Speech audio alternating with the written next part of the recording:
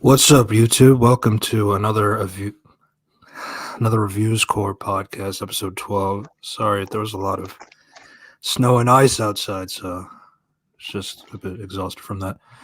But yeah, welcome back to another Reviews Corp podcast, episode 12. I am your host, Red Devil O's Reviews, and I'm back here again with my good co-host, Unity Review and Analysis. How's it going, Unity? Hi. I just have several shots before I came here, so yeah. I'm not drunk. Don't worry.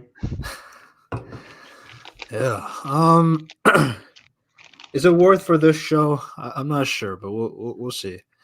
But yeah, before we get started, it's just a quick reminder that we do have another channel where we post our archived podcast videos the Monday after they've released. So you would expect to see this on the Another Reviews Core podcast channel on January 22nd at 9 a.m. Eastern Standard Time.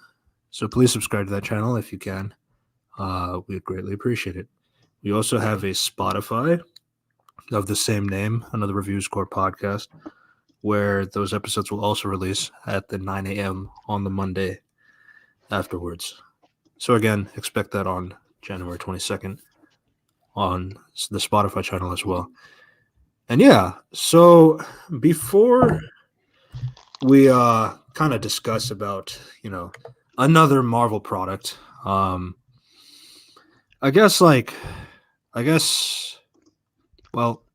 I guess we To should be probably honest. just. Yeah, to be honest, no one really gives a shit now. Just like we just watch. People will still want to watch it. That's just like I don't know. Just yeah, sure, Yeah, I guess. yeah, honestly, so last week we did discuss we talked about Disenchanted because I felt like because we were both busy that week and thought that Echo might take a long conversation, but honestly, after watching this show this week, I really don't think there's a lot to say about Echo. To be honest, it's just a usual plot stuff. Yeah. But the market market show. Yeah, just character plot stuff like that. Just very world building. There's five Um. episodes. So I Yeah, will preface the video right now like saying I don't really hate this show. Not really. yeah, not Um. really, but Like if I were to give it like a general uh area of where I'd put it, it's around the Miss Marvel Moon Knight area. I uh, don't think like I don't think it's like as bad as like Falcon and the Winter Soldier or like it's definitely not like Secret Invasions. Um, but like uh, WandaVision has its own like charm to it. Before it got really bad. Whereas like this show doesn't really have that either. So that's why like Echo's kind of like a weird place to rank. But I don't hate the show. It's like kind of like my general non spoilery kind of thing before we get into it. But yeah, Echo is another Marvel TV show. It's under a new Spotlight banner, which is their plan yeah. to do like rated R related content under there. I Which know. honestly, like, It's did they to take be advantage of that? Not really. no, they're just desperate. Yeah, I think though I feel like Wonder Man is even more desperate, in my opinion. But yeah, because like at least like Echo had the benefit of the doubt with like you have Kingpin, you got Daredevil, and Echo can be brutal as well. So it's like yeah, I could see like where an idea for a spotlight to, but like Wonder Man is like I don't know, that's just like reach. That's like re-level reaching there. So I don't know Um, about that. but And obviously, yeah, obviously Blade is supposed to be under there. You got Deadpool 3 under there. Daredevil, the Born Again show is going to be under the banner as well. So it's like it's it's something they're trying out. Um, I will say that it's pretty clear. Like, so I guess like we're kind of dancing around the whole thing. Echo had um another case of Marvel Echo, Studio interference. So, Unity, great. can you explain why I said that? Because when I saw this show, I was like, okay, where the fuck is Marion Diary? You know, the fucking showrunner that's supposed to be The Better Call Saul the showrunner. medical. Yep. Yeah. You know, in interview with instead is the fucking director. I was like, what the fuck? I was like, that's already raises eyebrows for me. I was like, okay, you definitely replaced the showrunner. But in this case, the showrunner, Marion Diary actually promotes it on Instagram and Twitter. Yeah. And she's actually in the premiere. It's just that no one interviews her. Which is weird. Wow. Wow. Yeah, it was just like, wow. So, what was another example of this kind of process? Secret Invasion. I did a video on about it. It was like explaining how the fuck that they've just literally just ruined the showrunner. And yes, when you see the screen, it's like, okay, there's a difference between the symbol N and the word N. When you see the symbol, it means they're working together while writing. But when you see the word N, it means they're completely separate while doing the project. It's a rewrite from a rewrite. So just for our audio listeners, it says here Marion Dare but this is like where and is spelled with like the letters AND, and Josh Feldman ampersand Stephen Paul Judd, and then again and AND Ken Christensen. So the idea that Unity is saying for the audio listeners is that when you see ampersand, usually that's like a pairing of writers. Like usually Josh Feldman and Stephen Paul Judd write together. But when you see and like AND, that means like they were added into the process later, or they're completely separate. Usually that indicates that there's a rewrite. If that is clear, that's kind of what Unity is saying. It's not even just a rewrite because I said Secret Invasion video, that's before even the report came out. It's like, okay, they rewrite the entire show. But how much did they rewrite? Well, apparently they literally just fired the showrunner. And just like, yeah, his name is still on the credit, but it's mostly the other guy. It was like, oh. Yeah, Kyle Bradstreet, who is known for Mr. Robot. And they quality writer. They fired him for Brian Tucker. Yeah. It was like, it's weird because they just like Kyle Bradstreet wrote the script for over a year. It's like, and the script got thrown out, and they replaced it with the other person. It's insane because I watched BTS, the behind the scenes was like, Kyle Bradstreet is like, it's not even the one talking. It's literally the person they hire for rewrite. Brian Tucker. Absolutely. Yeah, Kyle Bradstreet's not in the video at all. Yeah. Well, I mean, he's not even in the premiere. It's like I don't think he has social media. I keep finding his social media. He doesn't have one. Yeah. Now, Echo had similar things in the behind the scenes as well. Like, they've had this whole. Apparently, there was like this whole like. I don't like. Do we need to release this show? Which, now for me, I'm not the kind of guy to say like, oh, don't release a show. Like, don't consider that. I mean, like, anything could be a show or movie if you put the time and care and attention to it. So it's like I'm not really that kind of guy who's like gonna just completely dismiss the show entirely.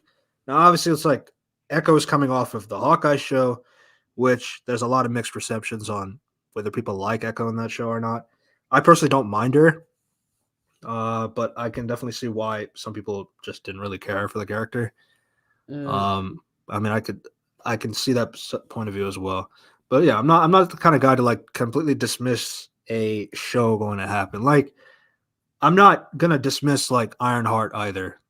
I'm not gonna dismiss like, I mean, Agatha, maybe that's a too far in my opinion, but like, I mean, sure, maybe Agatha could be good. I mean, again, like, I guess like what I'm trying to say is like, I'm always a cautiously optimistic guy before I see, but I don't really go hard on something until the product is done and out and I can actually fully judge it for it. So that's at least how I've always been like that. So, and yeah. I'm a guy who's studying film and doing theater stuff. It's like, so I know. So when I saw signs like this, it's like, okay, you must have fucked something up. It was like, and then I told you before, and then when this happened, I was like, yeah, of course they sidelined her. It's like, what the fuck?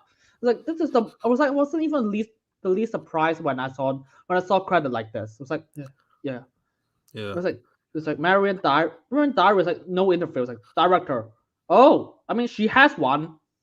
She said she doesn't have time to finish the script because they keep rushing it. They keep rushing her to finish it as soon as possible. Which is like my other thing. It's like it's so clear to me that like a lot of these a lot of these shows and movies are failing is because this production style is just fucking insane. Like the way that Kevin Feige goes about like every project. Like I don't know. It's like I don't know when it's gonna get to like again like I know it's like a very popular thing to hate Marvel writers and all that stuff. I totally understand that and it can be valid. I'm not denying that at all. I'm just saying like I really don't know when do we take a step back and like see that it's probably the rush production, the out of the completely unorthodox style of how Marvel like treats every project. Like you're not allowed to talk to each other. You can't have any kind of interaction about like what projects are going to do what. Some creative decisions are just like completely botched for the sake of some general vision that people can't even see what it is because Feige won't tell them everything or like let them know like what do they need, what do they not need, and then there's like this whole, and then suddenly you get like a Super Scroll kaiju fight in Secret Secret Invasion. Invasion, which is like all Feige's idea. So it's like I don't know, and Yeah, it's just like that. It's that kind of thing. It's like obviously like Echo had like the premise like with like it had the Daredevil writers, it had the Better Call Saul writers, it had talent somewhere, but then like obviously there's like all this behind the scenes discussions that like well honestly this isn't a good working environment for anybody. Like if you're a good writer or not, if you're a bad writer, sure. It's like I just don't think like there's anything in this discussion like where there was like at least like a fair environment like for anybody. So I don't know. It's like I've always been that kind of guy, like where I like clearly something was wrong behind the scenes. And obviously with the discussions, like they were talking about, it would be 8 episodes, then it would be 4 episodes, 6 episodes, then they settled on five, and then you can totally see that in the way the show is edited, which we will get to. But yeah, it's like you can definitely see that there was like a you could see where there were some scenes that were cut out. You can see where some scenes are rushed to get to the point where there probably was extra footage somewhere that probably justified it, but then like it's kind of edited out, so you can't really comment on that because obviously you got to judge the final product. And yeah. but yeah, Which is which is weird because there's actually an interview. I'm not sure the source. It's like they actually cut this. They actually Feige actually tampered with the episode counts. Like it's supposed to be like what 8 episodes, and the Feige was like, no, it's too long. Maybe 4 to 6 episodes. I was like, what? that's like half. Fuck. I mean, they end with 5 episodes. It's just like okay, a bit more than half. Was like, what? Why would you do that? Yeah, and honestly, like, well, I guess we'll get into that when we talk about the general plot. Uh, Which is if I were to compare this to Secret Invasions, obviously, like both are very prime examples of studio tampering, which is why that's the title of the video. But like, I feel like with Echo, there's at least some kind of material there that's kind of like at least a coherent kind of story in some capacity. I'm not giving it yeah. everything because like I Secret Invasions is so bad and like and there's no direction to it either because of how bad the editing is. So it's like I I can't even grasp like Secret Invasions like in terms of like how it goes from plot to plot beat to plot beat, and then like literally nothing makes sense if we were to go through that show. But obviously, this isn't about Secret Invasion. But like yeah. that's why I'm saying like for Echo, there's at least some direction, which is why I Yeah, put it above it. But yeah, but it's just like because because at least the showrunner actually promoted on Instagram, Twitter. It's like she actually is in premiere. It's like she didn't get an interview, but she's there.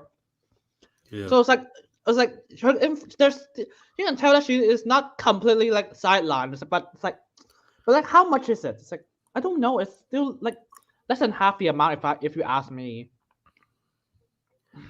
That's yeah, insane. And Secret Invasion is like completely zero. They literally just like we actually throw away the script. It's like oh fuck.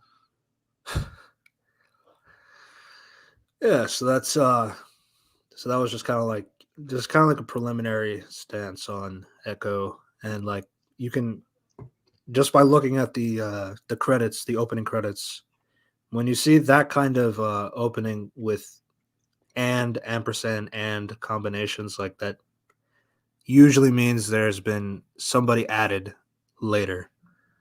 So yeah, that's just a word of advice if you were to ever notice that in future projects. But yeah, that kind of leads us into our Uh, episodes.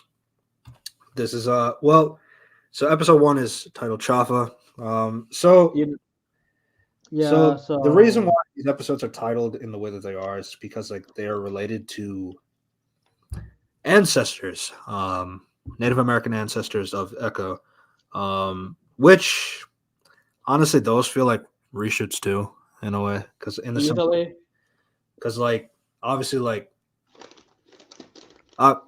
just to word of advice for our listeners and everything, none of us are Native American. I'm Indian, like as in like from India, and Unity's from Hong Kong. So just keep that in mind throughout the video. Uh, but yeah, obviously, like with so the way that they wanted to go about Echo, so there's a few things obviously from behind the scenes, like you know the director has mentioned that like they personally found Echo's powers in the comics boring, which honestly, I have seen a lot of discourse on like, oh, like how could you say that? And like that kind of thing. Like mimicry is like that's not boring because Taskmaster does it, and it's like, well, mimicry is not the most impressive superpower. Like I guess in my subjective opinion, like if you were to compare like other superpowers that we have in story in like comic books, like in general, like I can understand like why somebody feels like the concept of mimicry is not like super exciting or not like super like interesting. It's not like the craziest thing to say. Now, uh, the superpower they replace it with is worse. Uh, but like at least like for me, it's like I'm not like totally against like the concept of like maybe mimicry is just not like a very interesting power. That could be fair. Um, obviously like, but that was like obviously prior to watching the show, so I didn't know uh, what the power change was going to be. yeah, I just noticed some Native American bullshit. I was like, no offense, but this is exactly what ends up being. Oh, hi. Hello, Operation.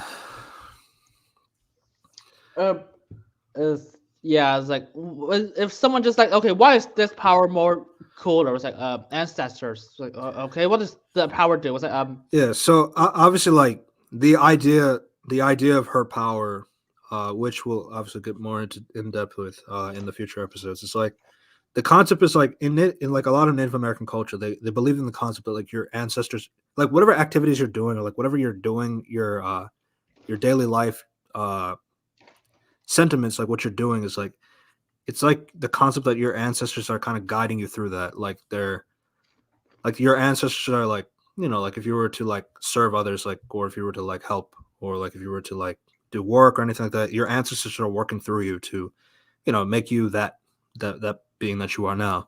Obviously like Echo is like taking that concept and making it like literal, like where her literal ancestors are going through her to because they mentioned that this is like their Echo. um oh so my that's lord. how they connected with Echo, which I mean, to be honest, it's if you not ask me, yeah, it was like, what the fuck do they give her? It's like it's super strength, was like super aim, healing. uh, which is like okay, you just do that from. No, I want to say Kung Fu Panda 3. Even Avatar, like the Last Airbender.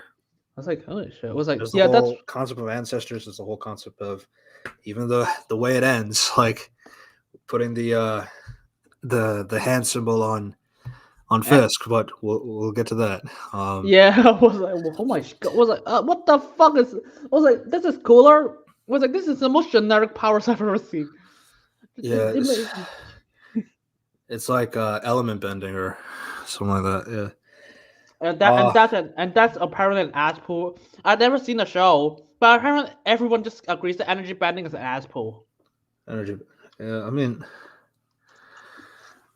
Technically, there is like a setup there, but it's like it's not the best. It is a bit of an asshole. Uh, Especially for the concept of like how obviously we're not talking about Avatar now. We'll have time to talk about that probably later this year. But yeah, episode one for Chafa, obviously, like as we mentioned, like these episodes start off with like these Um, episodes kind of start off with like basically like a new Native American era, like basically like this is like the concept of like in Choctaw like culture, like they believe that we were like mud people, and like eventually we get pushed out of the earth and onto the earth to become humans. So it's kind of like showing that aspect of like that culture into the live action. Obviously, like the whole thing about, so this is like the whole concept of like, well, if we start like respecting like all aspects of cultures, like things like that, and like like the just the fundamental concept of like Moon Knight, for example, having the Egyptian afterlife. Um, it's like when you start making that a reality into like, because like obviously like with the like these are like folklores or like folk tales or like anything like that, like from different cultures, and I do understand like the value of having those, but like obviously when you make something canon like that, like oh my lord. there's just, it's like what is true, what is not true, how much, what is the limitation of that, obviously because like we don't have this in our, the magic aspect is not what's in our real world, but like I mean, I guess like with the concept of like how the first human was made in from according to the Choctaw folklore, it's like yeah, I can understand, like I can understand the value of doing that, but like obviously like she's the Jaffa's like a special person, like she has like Oh, her hands can like glow, um, to be, and all that stuff. which is so weird. It's like the first scene was like, this is so confusing, but it's weird because they showed this first scene was like, wait, what the fuck happened? They didn't elaborate it more. It's like because like Yeah, like they come from a it's not aliens. Like I hear some people say it's like no, it's not alien. It's a cave. It's like okay. it's not alien. Yeah, again, like what that's what I was saying. Like in Choctaw, like folktale, they believe like the first humans were like from the underground, and like they eventually were pushed up onto the earth, and that's how they became humans. Like that's basically what that's basically what they're adapting. But like Uh, again, it's like I guess I wouldn't mind that if she wasn't magic, but then that's kind of defeats the whole point. It's like oh, but like well, you could just say it without just like showing us, like, and then you just make that. I was like, is that true or not? I was like, who knows? yeah, but obviously, like if you were just to go into the show blind, like none of this, like this is not Echo. This is like before the age of man. So it's damn, it's Um, like what's going on here? It's like and then it just remembers like, what the fuck was like? Did they meet the Eternals? I don't understand. What the fuck? yeah, and that's kind of like the other thing is like it kind of relies on you not to ask questions about the powers, which I guess like if the whole idea was like mutants or something like that, mutations and stuff like that.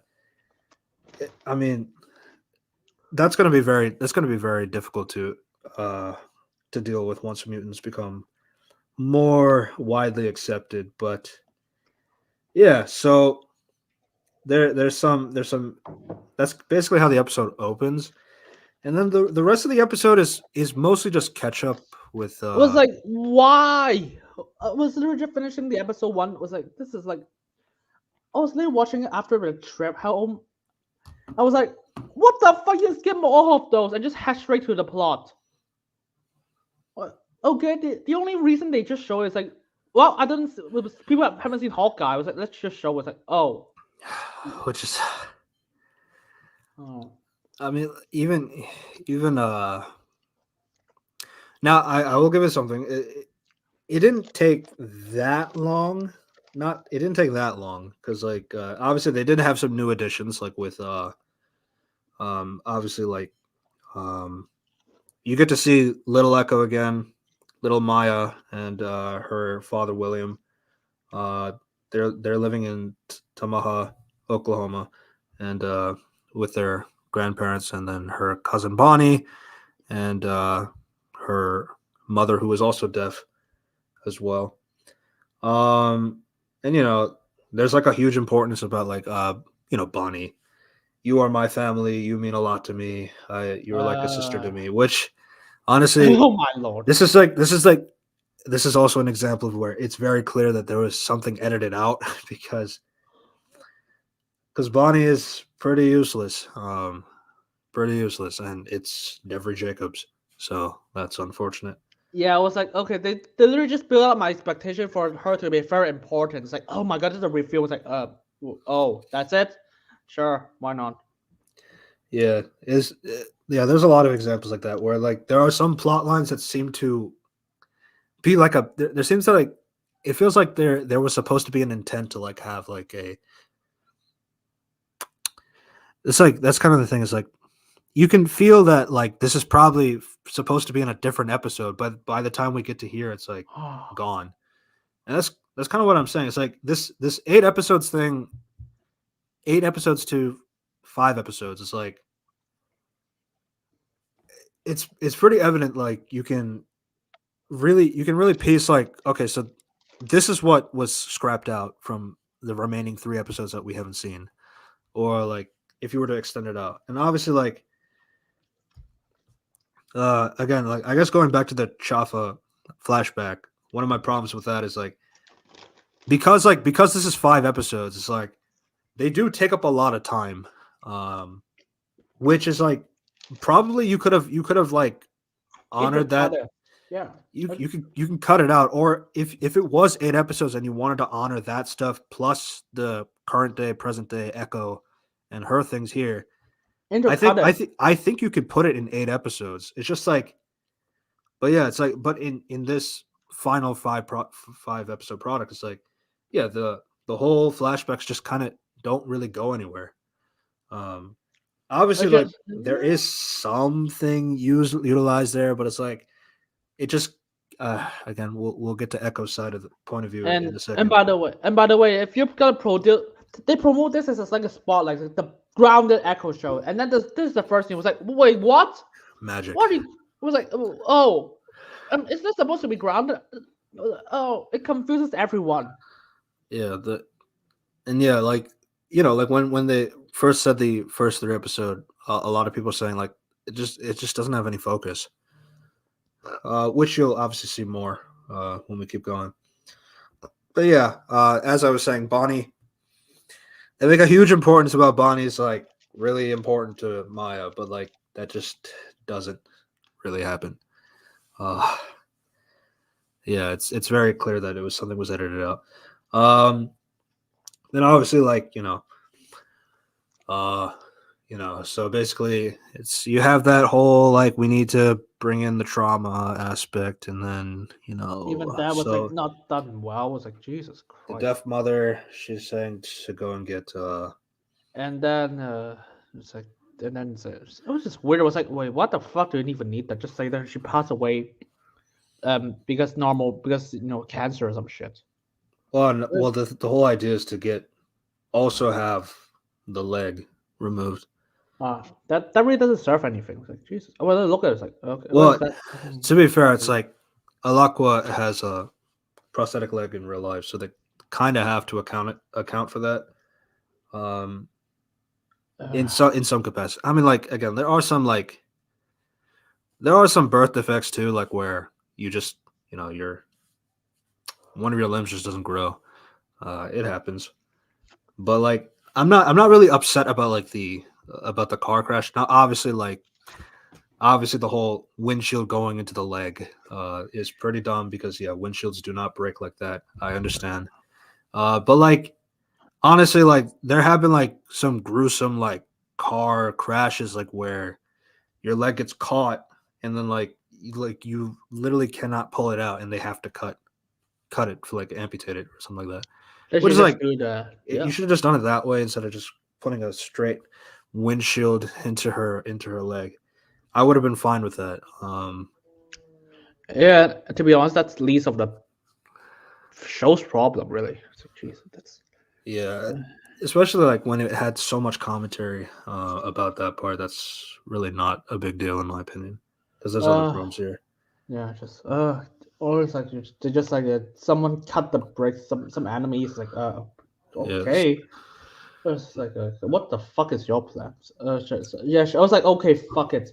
There's someone they I just because it's also fake. Was like what happened? Some enemy cut the brakes to kill me. I killed them already. It's like oh sure why not? Yeah, that's what William was saying. Um, Uh, yeah, so yeah, Maya's in the hospital, lost her leg. Um, her the grandmother and grandfather, their daughter was the deaf mother, so obviously the deaf mother is dead. The grandmother's really mad at the dad. I'll never forgive you for this. Um, which William takes his daughter to New York, um, to leave the family, which again also puts an important on Bonnie. Really upset that Maya's leaving. Um, and yeah, that's kind of like that's kind of her origin in a way. and then And like the then they start doing the flashbacks from the Hawkeye Hawkeye, episode, which is I was like where you see her training. You see like actual shot for shots, like copied and paste from Hawkeye into this, I which was is like there's some moments like okay it's that. like Uh, go ahead. I was like that is not in Hawkeye. What the fuck? Why do you put this scene between this? Like wait, what? I was so confused when I saw it. I was like, people was like, oh, Hawkeye is shit because it's this flashback. I was like, no, they cut that to shit. Well, okay. My thing is like I would have been fine with some Hawkeye scenes if they added more from Echo's point of view.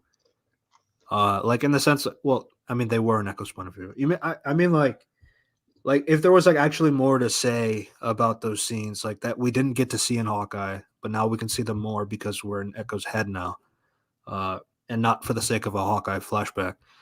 But like, no, like a lot of these scenes were just like copied and paste, and then it's just like, okay, that's just a missed opportunity. Then, like, if you wanted to do more, now obviously there was more afterwards, like after her father is killed, um, then you see her in a store basically, and the police are surrounding her. They're asking her to get out. She turns on a motorcycle and it crashes into the police car. Which is like, wait, why would you add that? I was like, that is so. It was like, why would you do that, Echo? I don't know. It's like, I guess she was just angry. it's like because they try to justify. It's like you're always angry. That's why I do illegal shit that get myself caught. I was like, okay, no, this is not what you characterize in Hawkeye. You're a lot more cautious than that. Well, no, but like that's Uh, still set after the blip, like at least a few years after the blip. So this is during the blip, like right after her father was killed, like during the blip. Kingpin. So she's getting arrested, but then Kingpin walks in and is like, oh, it's like, you know who that is? Like, it's Kingpin. It's like, it is. And then he takes her out like scot free. So yeah, this is like during that, like, so obviously like what you're talking about, she's more like cautious and stuff like, but that's like after the training from Kingpin. Cause like now it's like, cause like Kingpin is like pretty much like giving her, like she's saying like, let's channel your rage and put it into something more productive, which is uh, kind of what, whatever. I was like, I'm just so whatever with that power. I was I like, don't know. I'm just so whatever. I was like, fuck me, you made that point so clear in Hawkeye already. Because you just showing stuff I already know. Even Well, that was as I've seen the show many times. Like I was so tired of that. I don't know. I feel like I don't mind this aspect because like I think like obviously like, one thing that was missing from Hawkeye, and then obviously like if we were to add in Daredevil, like there is no Echo there, so it's like Oh. you have that whole concept there. So it's like I don't mind like putting it like in the blip like this time where it's like focusing on Echo's point of view, her connection with Kingpin, and like kind of going through that aspect, see it from her point of view during the blip and that kind of stuff. The one thing I found pretty cool before we talk about the problem is that I liked the concept of like when we're in Echo's point of view, she's in this warehouse and like they have to do some killing. Then you see Daredevil come in. It's like that's like I found it interesting in the concept of like okay, you never really get to see the bad guy's point of view of a hero just coming in and just coming to stop you in that kind of sense. Like we're always like in the hero's point of view, we're in the hero's head and like they go into the room and like we kind of see what they're doing and then I appreciate it for that aspect, like to kind of explore a villain's point of view of a superhero just coming in to kick their ass. So that was what I will give it. Now I have other comments. Obviously, like there's just like Echo being deaf is obviously like kind of a. There are some the whole action stuff is like it's just very hard to really Follow. It's like, to follow because they obviously have to counter they put in the sound design of like they have to make it deaf so you can understand like Echo is deaf and then like see how like all the action is going around and all that stuff and then obviously some goons have guns, some don't have guns, so there's that as well. It's just and then it's like and they also have a John Wick suit. So their suits are literally bulletproof. It's like Jesus, where did that come from? I mean, actually that set him in Hawkeye. I'm not saying that. And like Kingpin in general. Yeah, I mean it's like yeah, Echo has that suit. Like the track suit kind of has that. Was like but lesser in a lesser degree. Right. But I was like, okay, I was like, wow, holy shit. But it's not the level of they're not gonna flinch about it. Like, Jesus. This is literally John Wick suit. Yeah. And then then Daredevil comes in. The only time Daredevil's in the show. Yeah, they just put in marketing bait. Charlie Cox and all that. Yeah, they just it's hard. I mean obviously everybody talked about the fight scene. Yeah, it's basically just marketing bait. It's when I just saw it's like okay, that's it. Yeah, I was just fine with the trailer just showing the one shot of him. But then they showed more and more shots of this one scene. It's like, okay, he's clearly in one scene only, and not anywhere else in the show. It's fucking, and it's like then the Daredevil just like beats them. Echo, I don't know. Does he interrogate anyone? I'm not sure. He knocks a lot of them out. You do hear police sirens, and then like he gets out. To be honest, if I say I was like, I think this scene is edited like shit. And it's like there's something chopped away. That's what I fall off when I saw it. Jesus. I mean, I know like we talked about Shine and being a shithead and all that stuff, but like something they mentioned was like there was some more Daredevil moments that were cut, which is I believe that. Yeah. If I say it was like okay, there has to be more after she just drop a shelf on her. It's like, but they just cut this. It's like, okay. The more, and obviously like the whole concept of like because Hawkeye did a lot of Echo's origin, like her origin comic story, like of how her father is killed. She's like working for Kingpin, but in the comics, Daredevil is the one that tells Echo that the guy who killed your dad was Kingpin, your father figure, your uncle, basically. So. Yeah, but obviously in Hawkeye they delegated that role to Clint, which is okay. Which is fun, because before that, I just wish like I did want to see Daredevil's interactions with Echo because like obviously one being blind, one being deaf, you have that whole concept, that whole interaction that could be interesting to see, but that's just a comic thing expectation. I was just gonna say because. Before they make Hawkeye, Netflix wasn't fucking canon, and they only confirm it's canon after like they dropped the show. It's like it's like, and you can literally just see like they clearly didn't like intended for a lot of things to be canon, just like how wishy-washy about it. It's like okay, is that canon? It's like it can go both ways. Yeah, but and my honest opinions is like with with it being confirmed canon, I've always commented that I think it would have been more interesting if, because this is during the blip, So obviously, like half the population's gone, and all this stuff. I would have been more interested if Kingpin was alive and Daredevil was gone during the blip.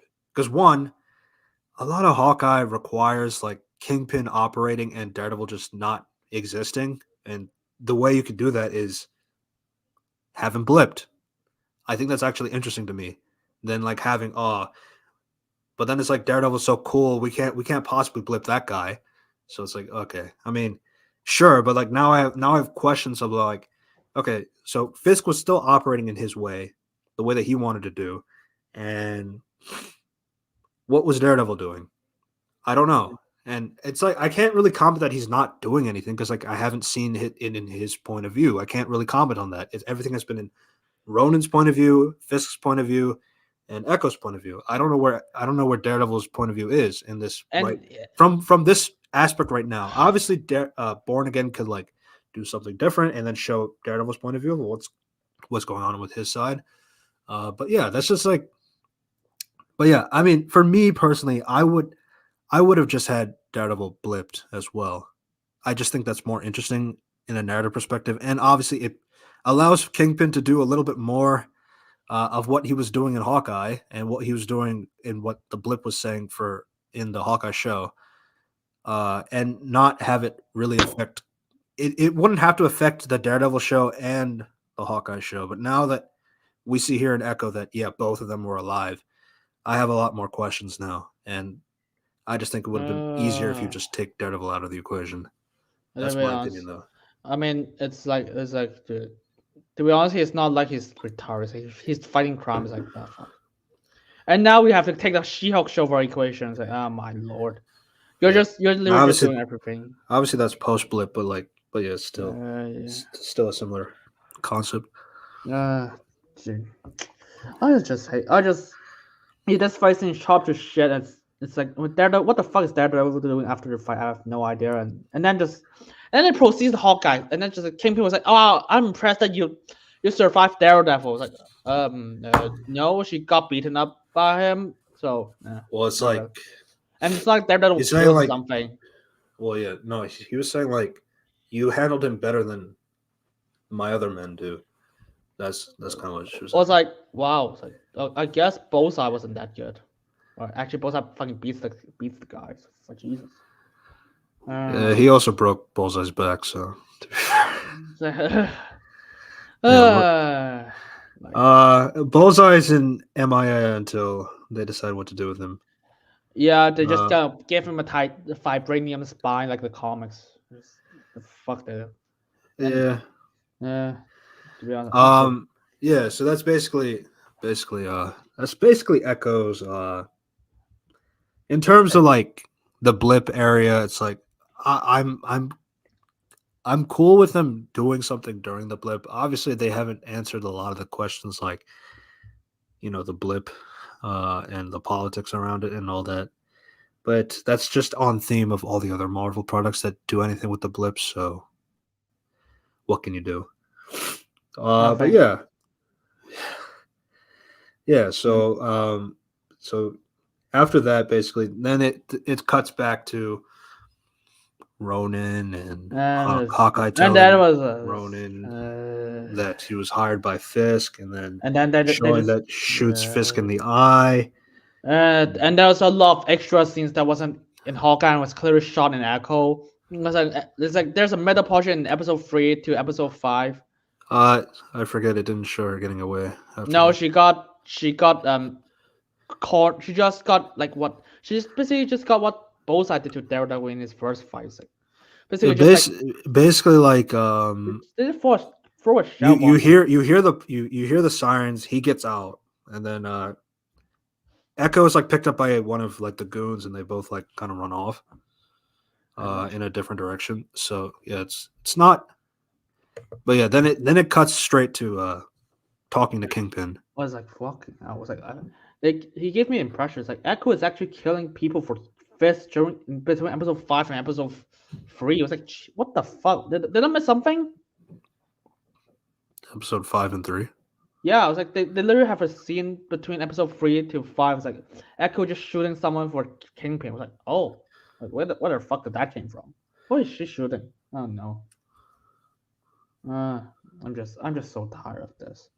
And it was like, oh wait, Echo and Kingpin is actually connected. Wait, why are they shooting it in public? Uh, it's just like these ones just like give me a lot of questions. Yeah. It cuts 5 months later. Maya goes home Which to is like what? Maha. Which is where the show just started in the first place. Nice.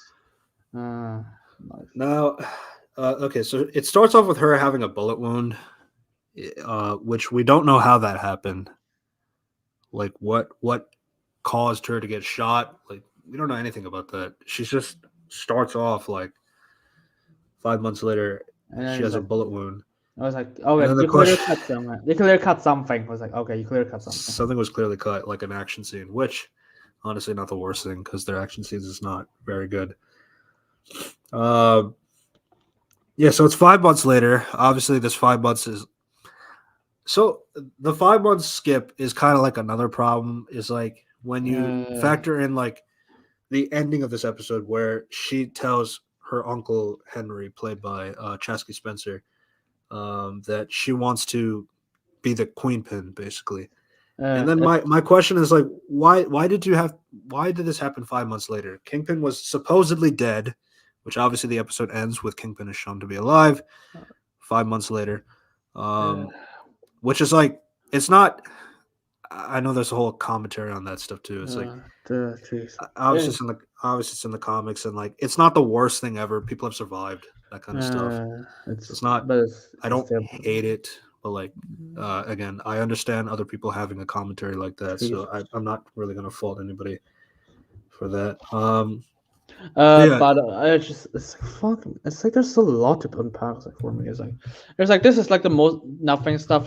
But it's like, by the way, there's a scene. It's like what the fuck? We didn't. It's like between episodes of Hawkeye. It's like Kingpin are just like I will find the Ronin for you. Oh, like, okay. That's literally in that Hawkeye show. Kingpin wants her to let go of the Ronin. I was like, you fucking kidding me? I was like, wait, what the? This is literally what Cassie said. It's like Kingpin wants you to let go of Ronan. It's like these things. Like, okay, did you even watch Hawkeye? Um. Okay. Again, that was blip during the blip time. No, not during the blip. This is between episodes of Hawkeye. I don't think That's so. the yeah, it is. It's like, Jesus, that was literally between episodes of Hawkeye. I was like, what the fuck? I'm pretty sure that was during the blip in 2018. I think that was like one of her things that she was saying like during the family dinners, like uh when he was like training her.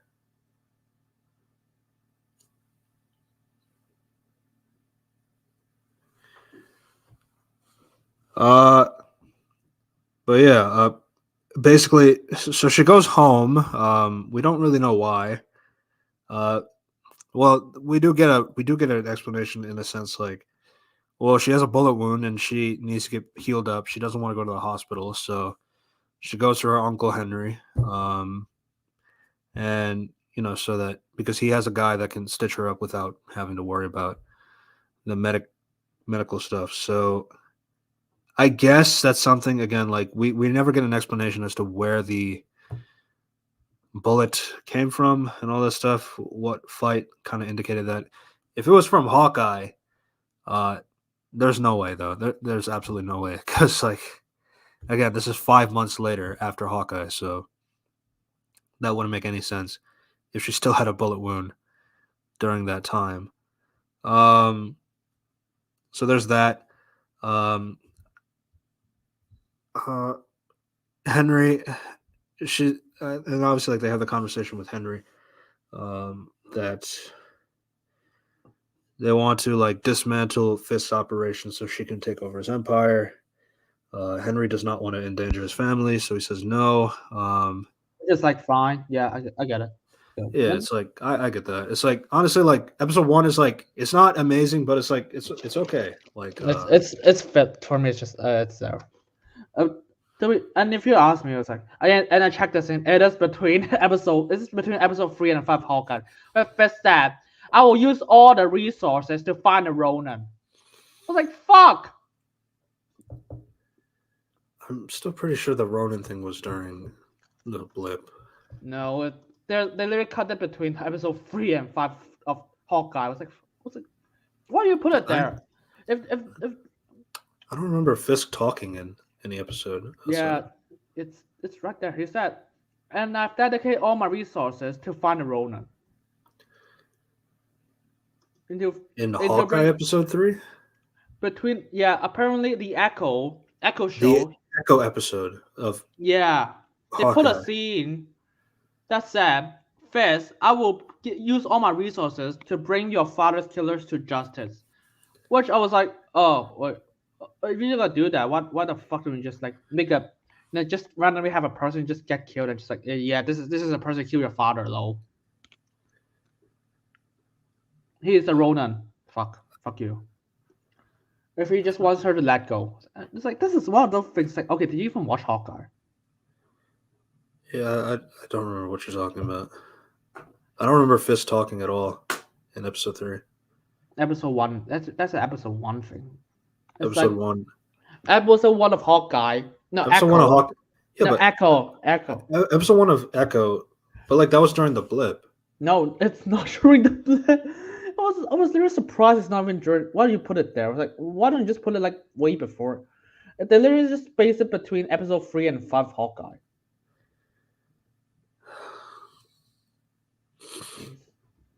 Yeah, I don't know. I thought it was during the blip.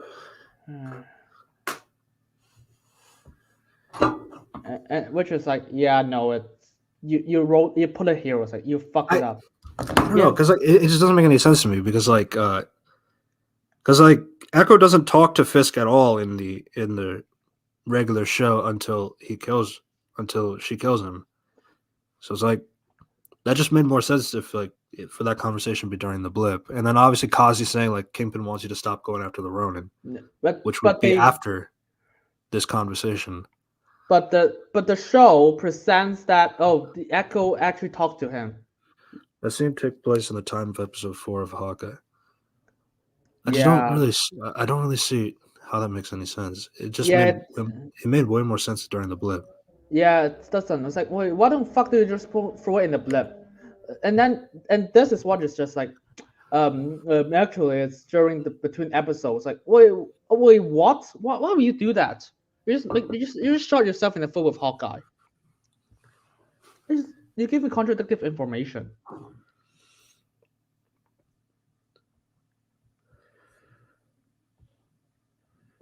Yeah, that's basically the end of episode 1. Yeah. Nothing too crazy. Nothing out of the ordinary, but it's there's an asshole in the ring. We'll talk about that more. Fuck.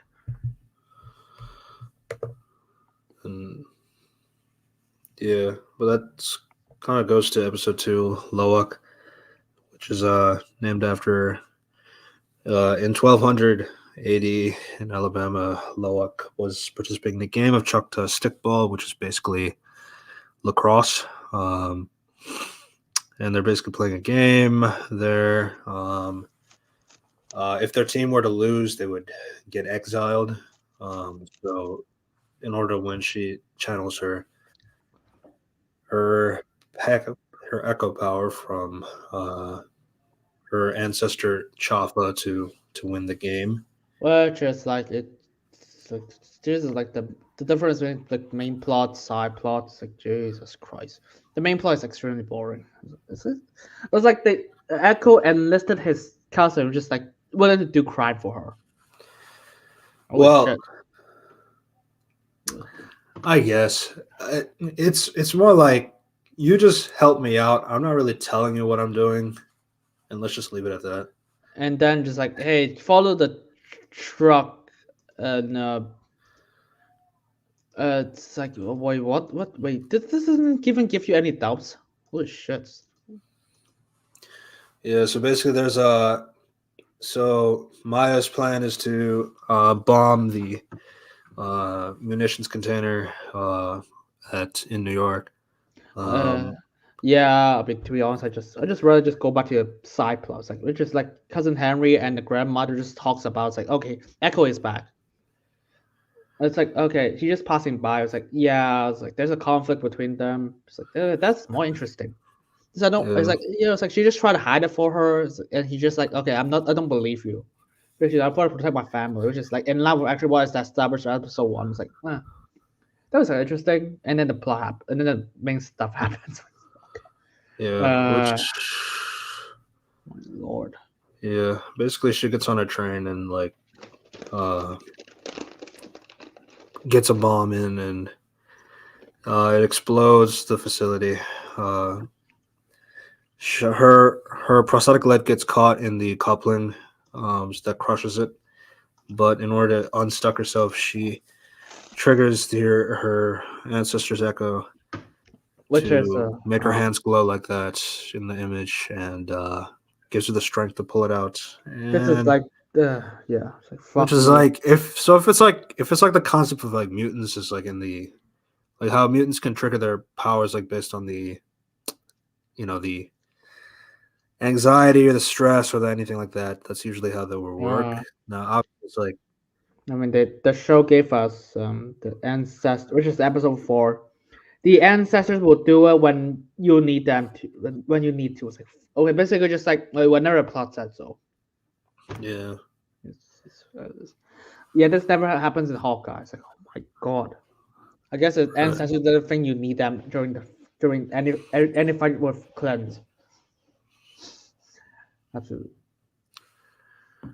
But yeah, That that's honestly that's about it. Like, there really isn't much to talk about in some of these episodes. yeah, it's like I You just have this. You have the side plot. Bonnie learns that Maya's back because Biscuits accidentally slipped up on that. Which and not the worst thing. He's kind of a dumbass, but yeah, in it's like a lovable kind of way. So I like Biscuits. Um, I was like, there's like I just got jump ahead, jump a lot. I was like, the train stuff with Echo was like, what the fuck do you even get in there? It was like, yeah, and what? then like They were getting off the jumping off the train onto a moving truck is like, yeah, no, and they Gecko tried to cut the bottom of the train with a, I don't know what the fuck is that? It's like a small buzzer, bus saw. It's like okay, you can't cut the train like that, and how are you gonna position yourself to cut a giant hole and under the train? Why don't you just do it at the top of it? I mean, I get it. There are people watching it.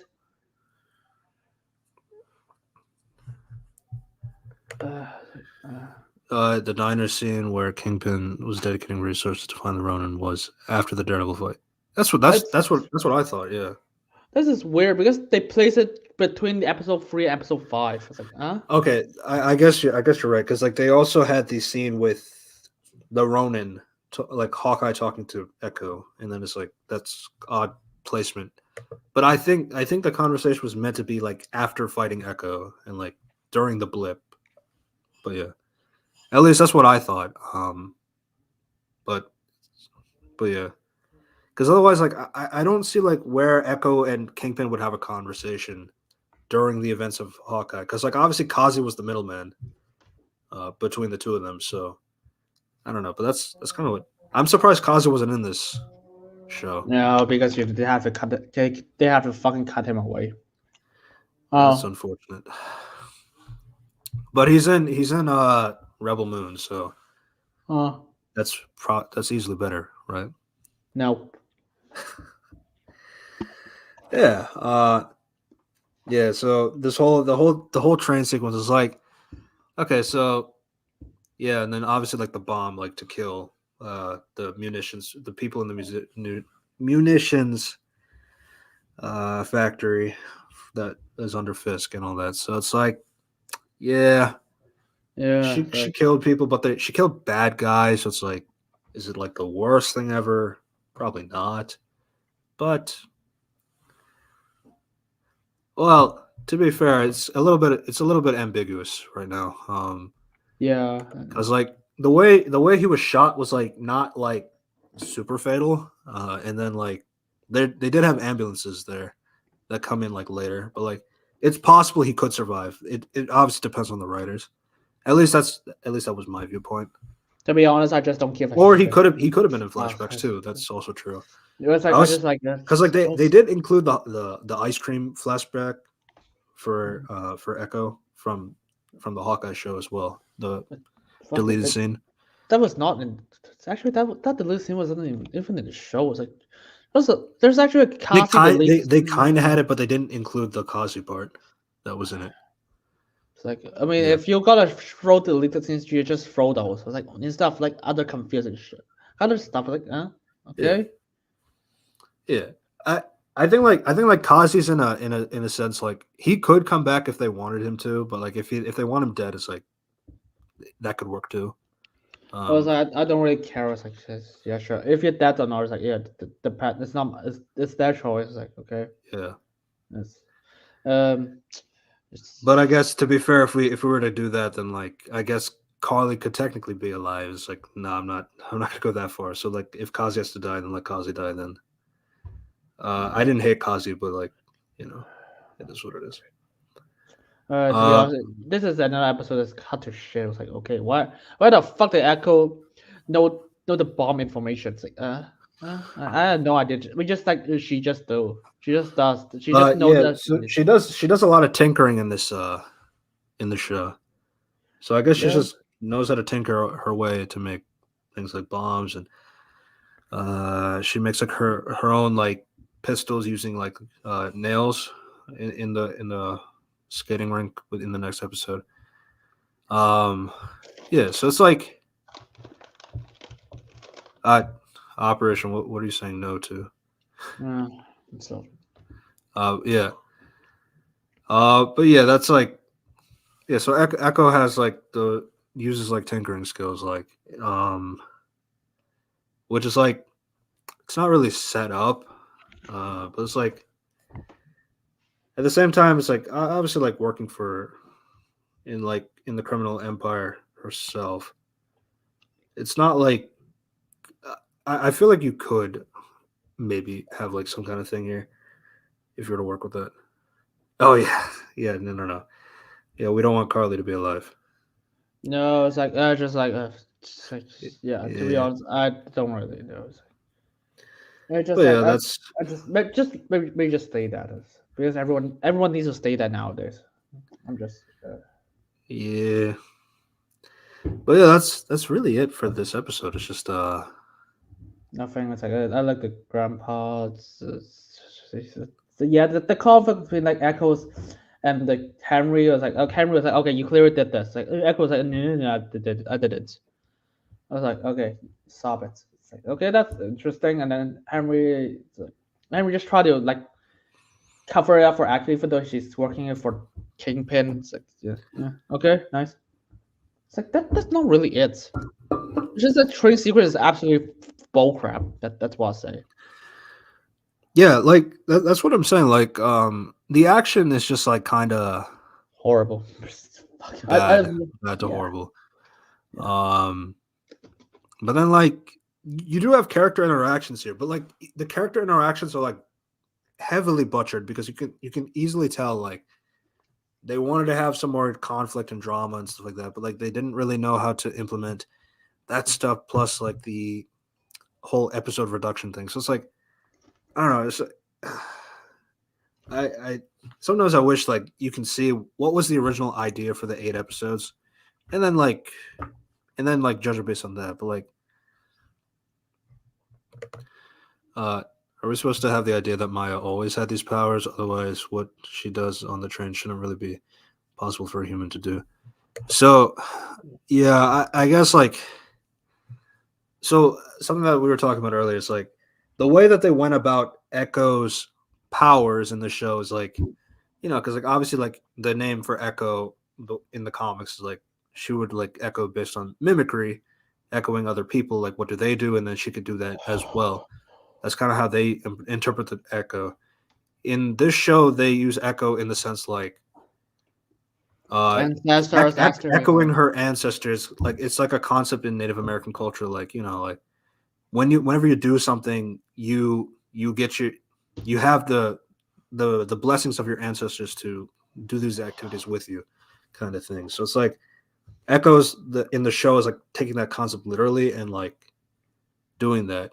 Now, obviously, I don't know. I can't really comment like her ancestor Chafa if she's an Eternal or not.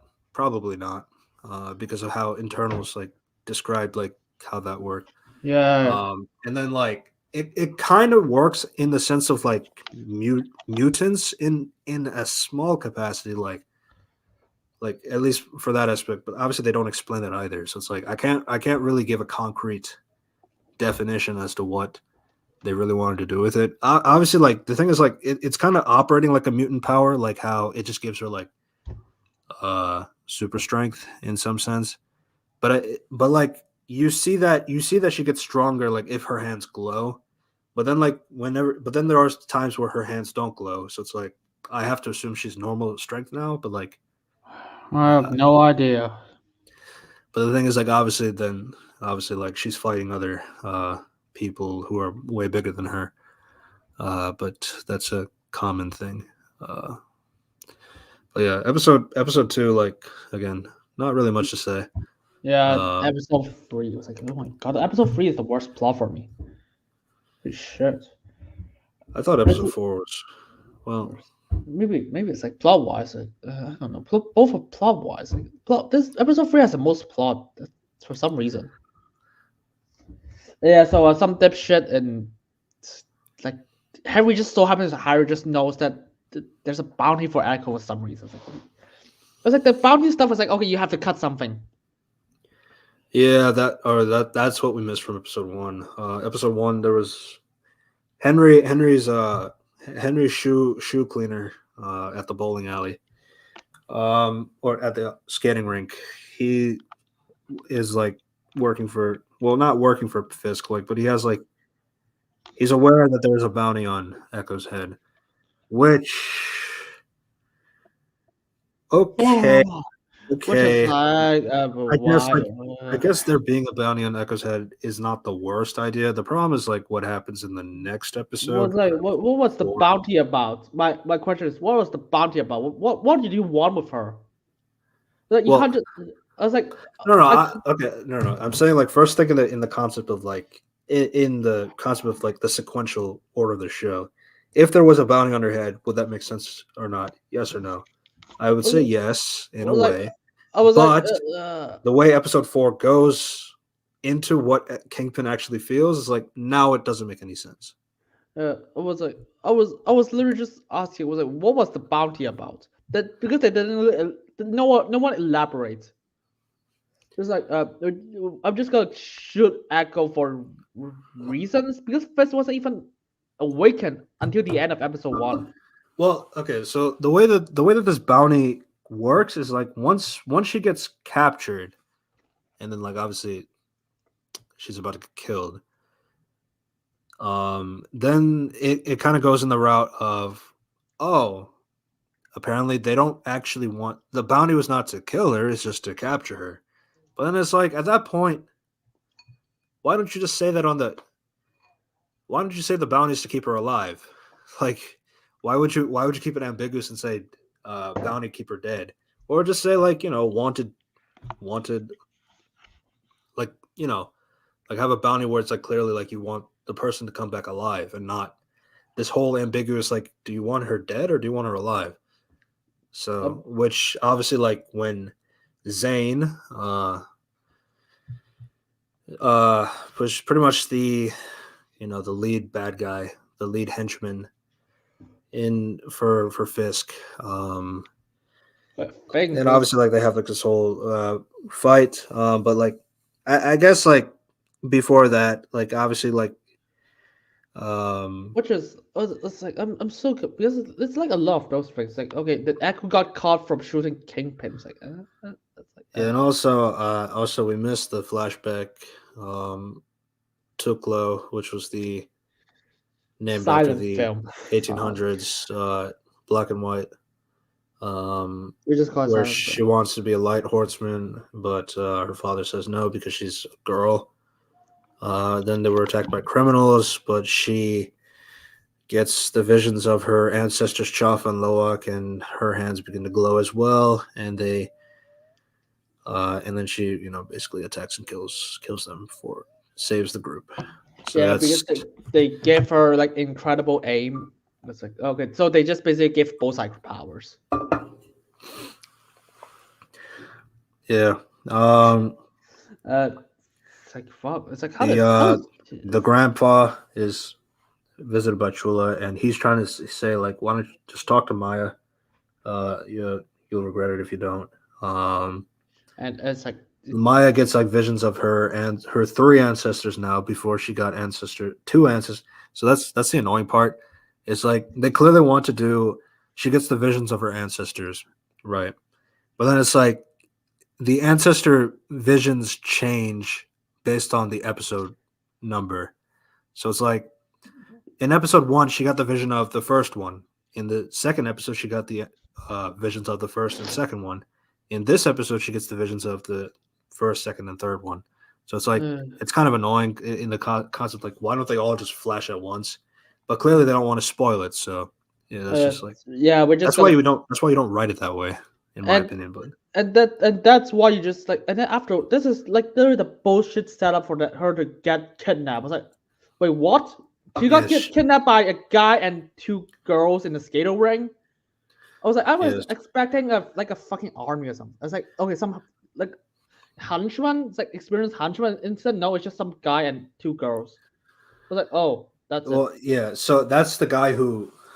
Yeah, it's the guy who. Well, Which is it's a shoe polisher, Henry's shoe polisher, who just wanted the money, and and that's and all he Echo was was like, thinking okay, of. was what? Okay, Echo And he, should have easily beaten them. It's not even a competition. And also, does the ancestor not help them right here? yeah, and then why is known as the King Killer to those who are after the bounty? I was under the impression that the gang set this up themselves without his knowledge, but this also raises issues. Was like, Yeah, that's also true. yeah, I was Because like if Kingpin wasn't the guy, like if his own like goons like made the bounty just for to honor their Kingpin, and it's like okay, I guess, but then like Kingpin would eventually figure that out and then and if get you people see, punished, which that doesn't happen. by the way, it's Netflix Kingpin. It's like, okay, Kingpin will just kill them. This is Kingpin. Just Yeah, if and you like just make if he wants Maya alive, he would say that too. yeah. It's like oh my, it's like what? Why would you? It's so stupid. I Yeah, was so confused I about don't that know. game. Like a lot of this, it's just very. It's like it's so painful. Like it's so clear that there is a lot just like cut out. It's like And like I know there has to be something in the scrapped 3 episode footage, 3 episodes worth of footage that probably would have explained everything, but the way they edit it down is just so.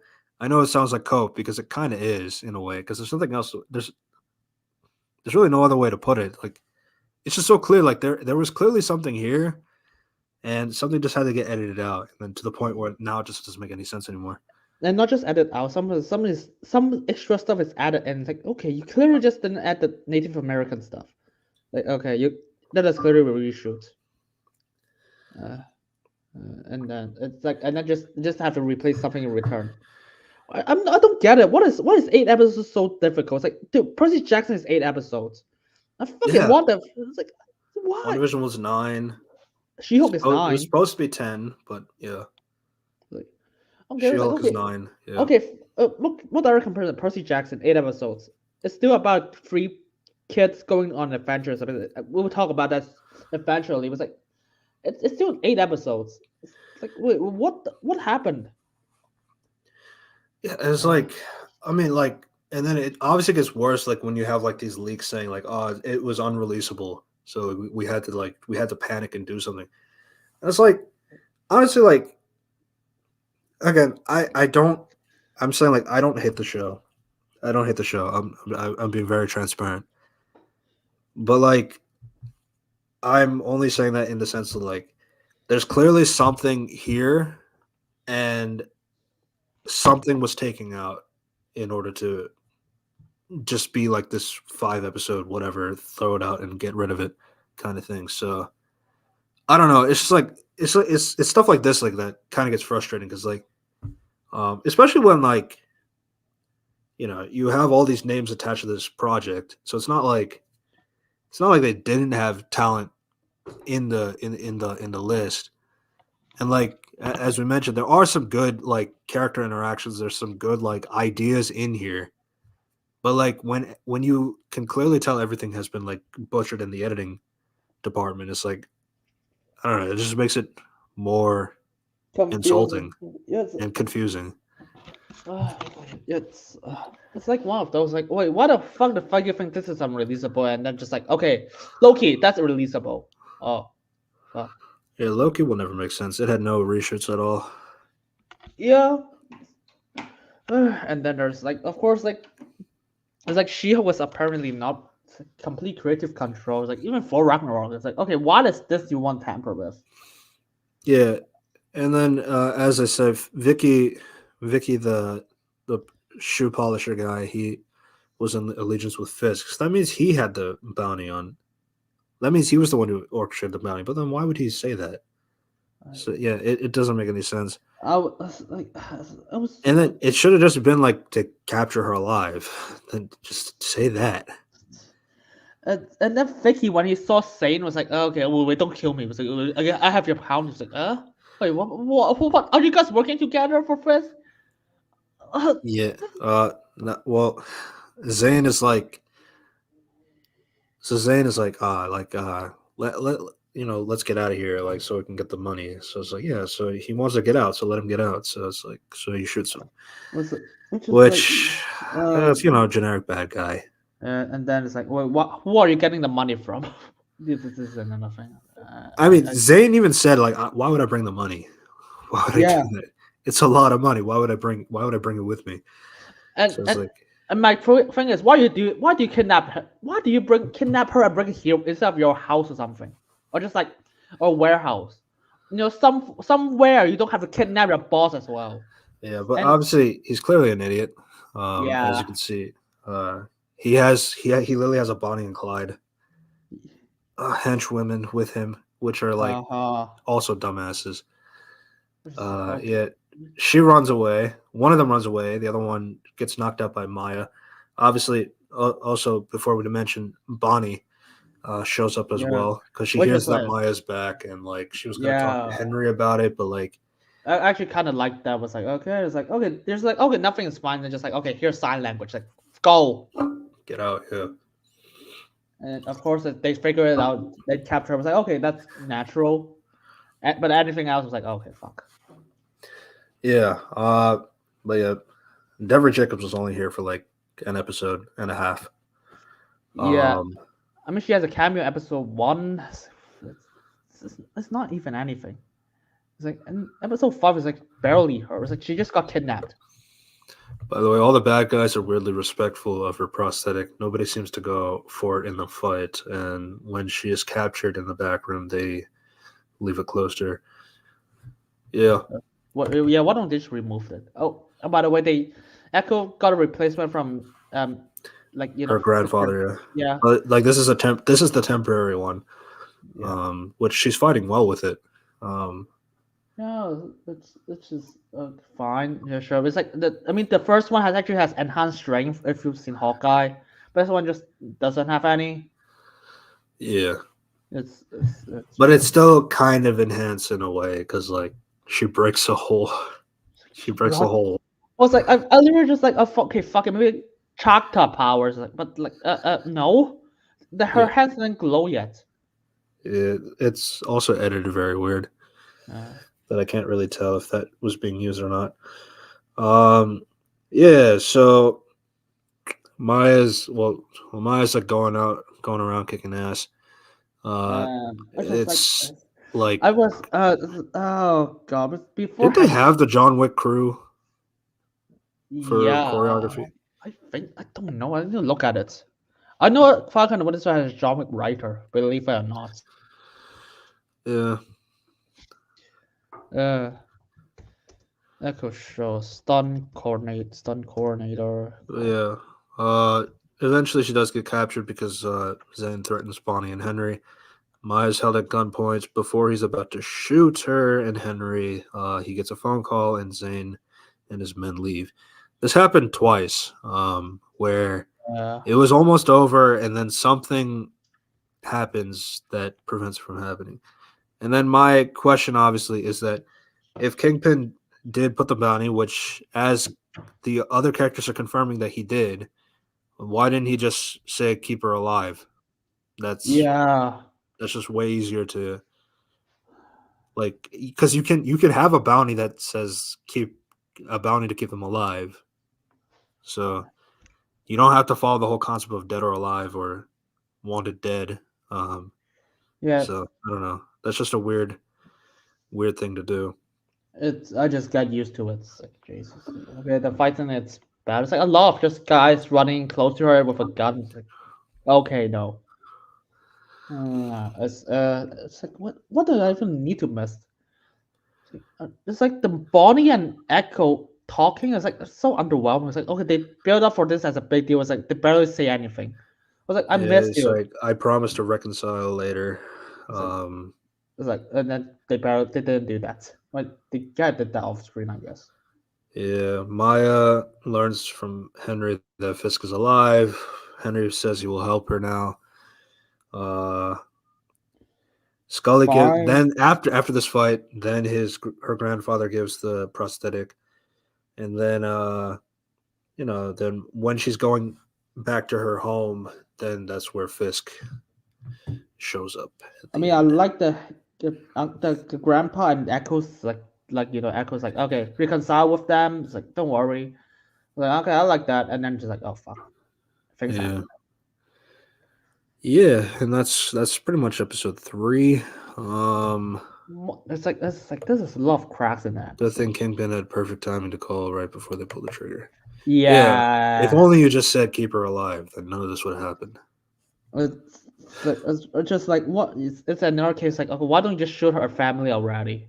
Actually, fuck it. Henry works for Kingpin. Why the fuck do you even need to kidnap him? Yeah, This is like okay. which Oh, I was just like yeah, the thing that King so Henry does talk about it in this scene as well, like to echo like that he wanted to leave, but like he couldn't because like Kingpin has killed everybody uh that he cared about, with his brother and all that. Um, and then like then like echoes like saying like I he's like her uncle wasn't there for her, but like I was scared. but it was just Kingpin. It's like obviously he was scared and he was confused and he didn't know what to do. So he just It was- moved to a location. It's like yeah, okay, which here was I like yeah I really like Chasky. He's very underused, as is yeah, I was everybody, like which every is other like side character. which is Honestly, like the thing is, like I don't really hate any of the side characters either. Like, yeah. They, um, they, it's like Iron Fist. Watching Iron Fist. I mean, to be fair, Iron Fist has better side characters. They actually have function to the plot. So it's like this is just okay. yeah, and like I don't really mind Echo. Like, Alakwa Cox does a pretty good job with what she's doing. And obviously, like this for being her second acting gig ever.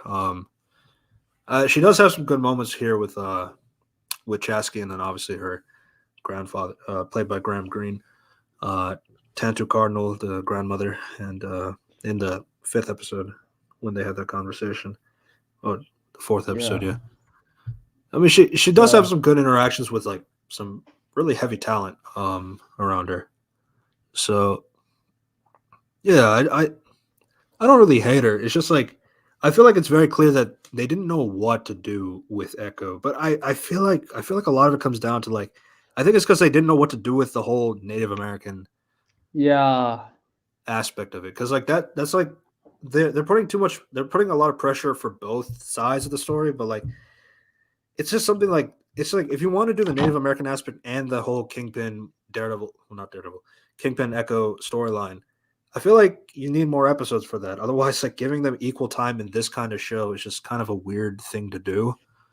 Um, but that's just like keeping it like simple in terms of like what the problem is. But yeah, yeah, Uh, it's like I and don't then really yeah, think. it's like Yeah. It's just just like I don't really hate it. It's like Iron Fist. So I kind of enjoy parts of it. It's like I don't hate that show. Like, we also don't really hate any Netflix MCU. And yeah, speaking of Netflix, Fist is there. I was like, I just this episode 4 is so Fist and Echo have.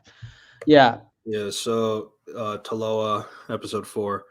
Um, so this one starts off. This one starts off with a new young Maya scene and Fisk where she gets verbally abused by the ice cream vendor in 2008 what because he failed to understand what she was asking for. uh This what gets Fisk really mad and he beats his ass was to like bloody pulp. this is so weird. It's like okay, it's just like okay, Echo. I don't want Echo to see it. It's like, but I'm gonna walk in front of the car that Echo could see and just push the guy to the side. Was like, no, why don't we just position the guy like behind a car? If just like a simple writing, just a simple writing fix. And if this guy is selling ice cream, so shouldn't there be a lot of people witnessing that? The ice cream guy. Yeah, it's like, wait, unless this guy just sell ice cream in the most unpopular area ever. Well, I guess. Well, like the other commentary is like if you were to Fisk, like would he do this in an alleyway? Himself beating somebody's ass, which uh Uh, probably not. no, it's like okay, it was like I'm not gonna go as far as to say, oh, he wouldn't wear the white suit because like he was wearing the black suit until Yeah, I'm not gonna say that. That's a stupid argument. Um, but yeah, it's like in an alleyway, it's like Fisk is a little bit more private with his kills. I mean, obviously he did kill like the Russian guy with the car door with at the docks, but like I guess it was separated from everything else. It's like yeah, and I mean, and not a lot of alleyways do have cameras in them, so it's like, but there's that. yeah, But like I feel like it'd probably be better to be more inside the alleyway than right towards the edge of it where somebody could walk on the sidewalk. But that's another commentary. Yeah. So yeah, it just kind of instills to Maya like at a young age, like Fisk is a violent guy, and uh, when she sees that, he's like he was trying to call like just give me a new suit because like I don't want Maya to see, and then like she's there, don't be afraid, and then like she isn't afraid, she just kicks the guy. she just kicks the guy too, yeah, because like I mean she's 7, I'll give her that. I was like, sure, I was like, fine, fine. Yeah. It, It's like I mean, okay, it's that like, was like okay, okay, this it is information. unfortunate. It's like it is unfortunate because like the girl is deaf. She's pointing at the ice cream, and it's like I don't. Uh, I know it's like to be like goofy in the sense like I need Kingpin to kill somebody. Uh, I think he would do it himself, but not in an alleyway in broad daylight. And it was very lucky that only Maya saw it. Yeah, basically. yeah, I was like, Yeah, like again, when he gets pissed, he'll do something. Like he's not like I'm not gonna say like I mean Fisk getting enraged and doing something he probably wouldn't do if he was more calmer. That's kind of like one of the things about Kingpin in general. So yeah, I it's was like like, obviously he's clearly mad because like yeah I can understand where his anger is coming from because yeah that's a really dick thing to do to somebody that's deaf. I Um, was like, always expect him to just do it at night or something. It's like, okay, I'm just gonna wait at night, track this information down, and just go to his house. At night, it just beat him up. That's it. like Yorick. Yeah, like or Yeah, just a car door guy. yeah. So yeah, that's just like obviously like showing that new transition for Maya.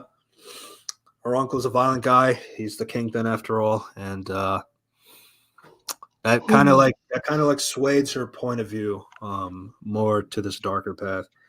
And then it cuts to several years later during the like towards the end of the blip, is what I understand. And like now that like Maya's like training is like kind of complete. He has one final lesson where they can only trust one another, which is another setup for a, Fuck a Daredevil me. moment where like let's get the ALS translator out, dismissed, and then you see that season 3 when you see the white curtains on the floor and the walls. It's like, yeah, somebody's gonna die, and yeah, they kill the ALS. Was like, ASL. why would you do? Was like, wait, what? Who the fuck did you hire? Well, It was like, why don't you to just be hire? fair, that's like something Kingsman would do.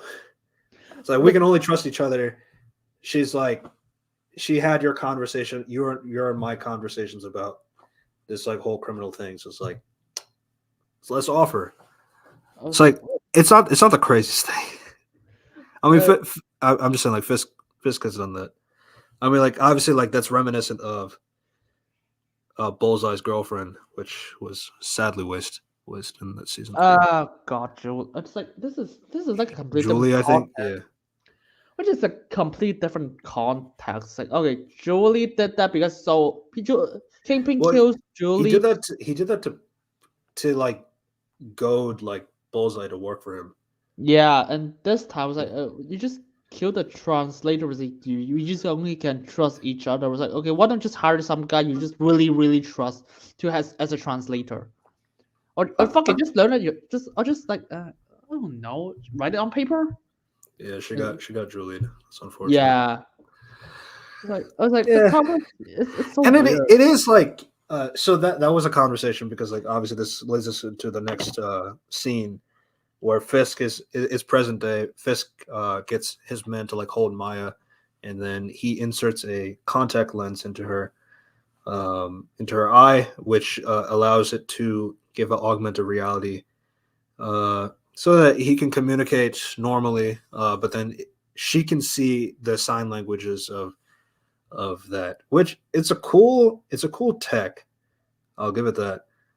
Without so yeah, it's just meant to to bypass the whole translator thing, so that they can talk and he can hear what she's saying in sign language like that. So it's I that's pretty cool, visually at least. I do question like because if we were to use Daredevil again, one of the things about Madame Gao was when she starts speaking in Chinese, right? Mandarin. Yeah, Yeah, my like, shine. and then she expected him to like, not, like I'm saying it in my language. You're not gonna understand what I'm saying. And then he just like straight up says the conversation in the language. I don't know. It's like Kingpin used to do like these kind of like things that kind of makes him like that's kind of like, damn, he put in the work to really make a point in for this kind of aspect. So it's like if he truly cared about Maya, he probably would have learned ASL. Yeah, But like but it's like which is is that the worst thing that he didn't learn? was like Maybe not. even Uh, that was like he could have tried to learn it in Hawkeye. Like, what the the thing is fuck? like, so it's weird because like he does kind of know he knows a few things in sign language. Like in Hawkeye, when he was dying, when he was about to die, It's like he does do like the sign like you and I, we're family. Um, even that was like he even did that was like for and I then love you. the I love you, which is like very easy, elementary ASL to be fair. Um, but it's like there, I'm not gonna say he didn't learn anything. But like obviously like to have like a fluent, coherent conversation with Maya, then yeah, like not too much was given there. Was like But I even mean, it's just like yeah, it's like would he have learned? Probably. yeah, but it's like but the echo was like you never learn. It's like okay, calm down. It's like okay, I don't believe that. You don't bother. He's just like you didn't bother to learn sign language. Okay, no, that's not. I was like Yeah, okay, that well, I won't believe considering that. Alakwa Cox has her own personal opinion on that, I guess it makes sense where she's coming from. Because like obviously like one thing that she was talking about behind the scenes is like one of the first things she like kind of like talked with the other actors like Graham Greene and Tantu Cardinal, like learn ASL, and they do. Uh, Yeah. so I can understand like why she put a value onto that, but yeah, I just don't know like if Fisk would have not learned the language. I mean, like if he Oh, can learn Chinese, then like Jesus. he could learn ASL. Oh, yeah. That's the part. It's like, okay, fuck off. Yeah. And Uh, yeah, and from Hawkeye, and then you see a little bit in Echo too. He does use a little bit of sign language. Like it's not like he's completely inept, but obviously using a I mean, AI if you're contact gonna lens, if you're then gonna use the deleted scene from Hawkeye, it's like he literally know how to. I mean, it's not canon. It's like fuck. It's like he literally know how to say ice cream. yeah, something I small like that. Yeah, I was like, huh? Like, okay, he clearly bothers to learn that. I was like, and Echo was like, you didn't bother. I was like, okay. It's just a contradiction. That's yeah. I mean, I guess it's like to rely on tech like this is what she's upset. It's like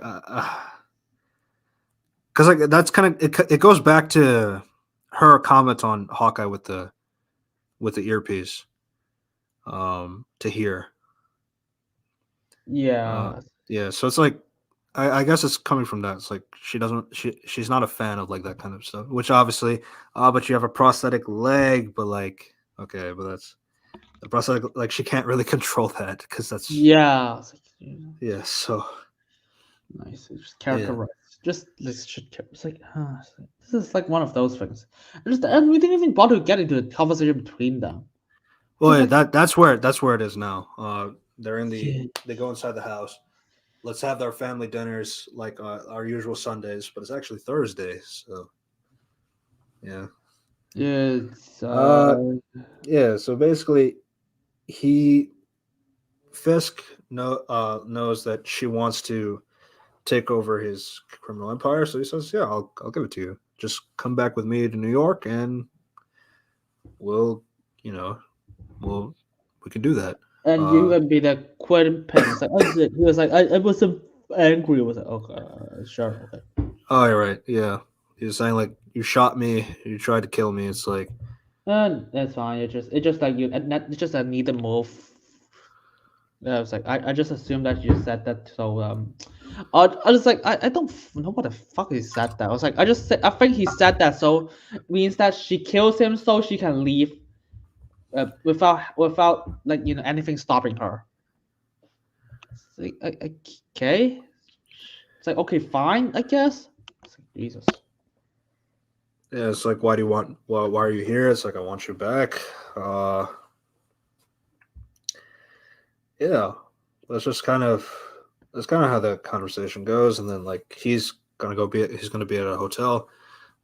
You have the weekend to kind of decide, and I'll be waiting. Yeah, yeah. It's just like it's like this. Yeah. Yeah. I think the grandpa conversation happens right here for the leg changing thing. Well, Is that first, the leg change was before she met Fisk. Jesus? Really? I don't Yeah, and remember. now she talks to Henry about this conversation. Henry's saying like that's bullshit. You know that's bullshit. But before like she can comment, like she gets a vision from her ancestors, Fuck. and so Henry is like, just talk to your grandma about it, and she does. Which is again this is where like that season that editing thing comes out because it makes such a big deal that she does not want to talk to grandma, but then like now like she just has to talk to grandma, and it's like I feel like this was like probably a longer Yeah. subplot that probably got reduced down to like now, yeah, I'm just gonna go meet my grandma now even though I was pissed at her. It was like uh it's like they just because like it's because like some vision makes her fucking knock her out, and was like well, that never happened before. You just invented that. it's like it's just so strong now. Like oh, what was it? I don't get. It's like a lot of things. Just like you just try to just like okay, you just have to go with it. That's the thing. Yeah, that's kind of the thing about this in general. and it's just like, and Yeah. then So she has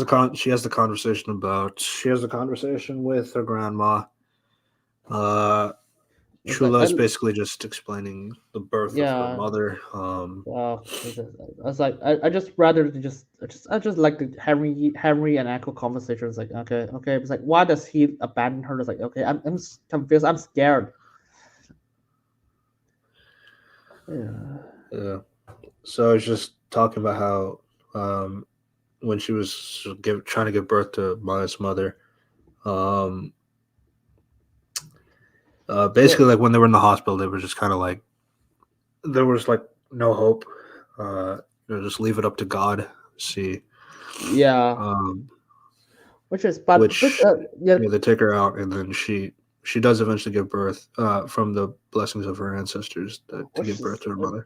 what it's like it's like because but it's like the grandma and Echo all have the same vision together. It's like, okay, Yeah, because the ancestor conversation.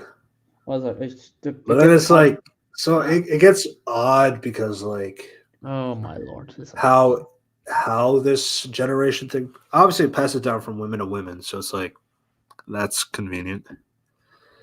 It's similar to like almost similar to Miss Marvel in a sense, like where yeah, I guess only the women of the family can be affected by this bangle.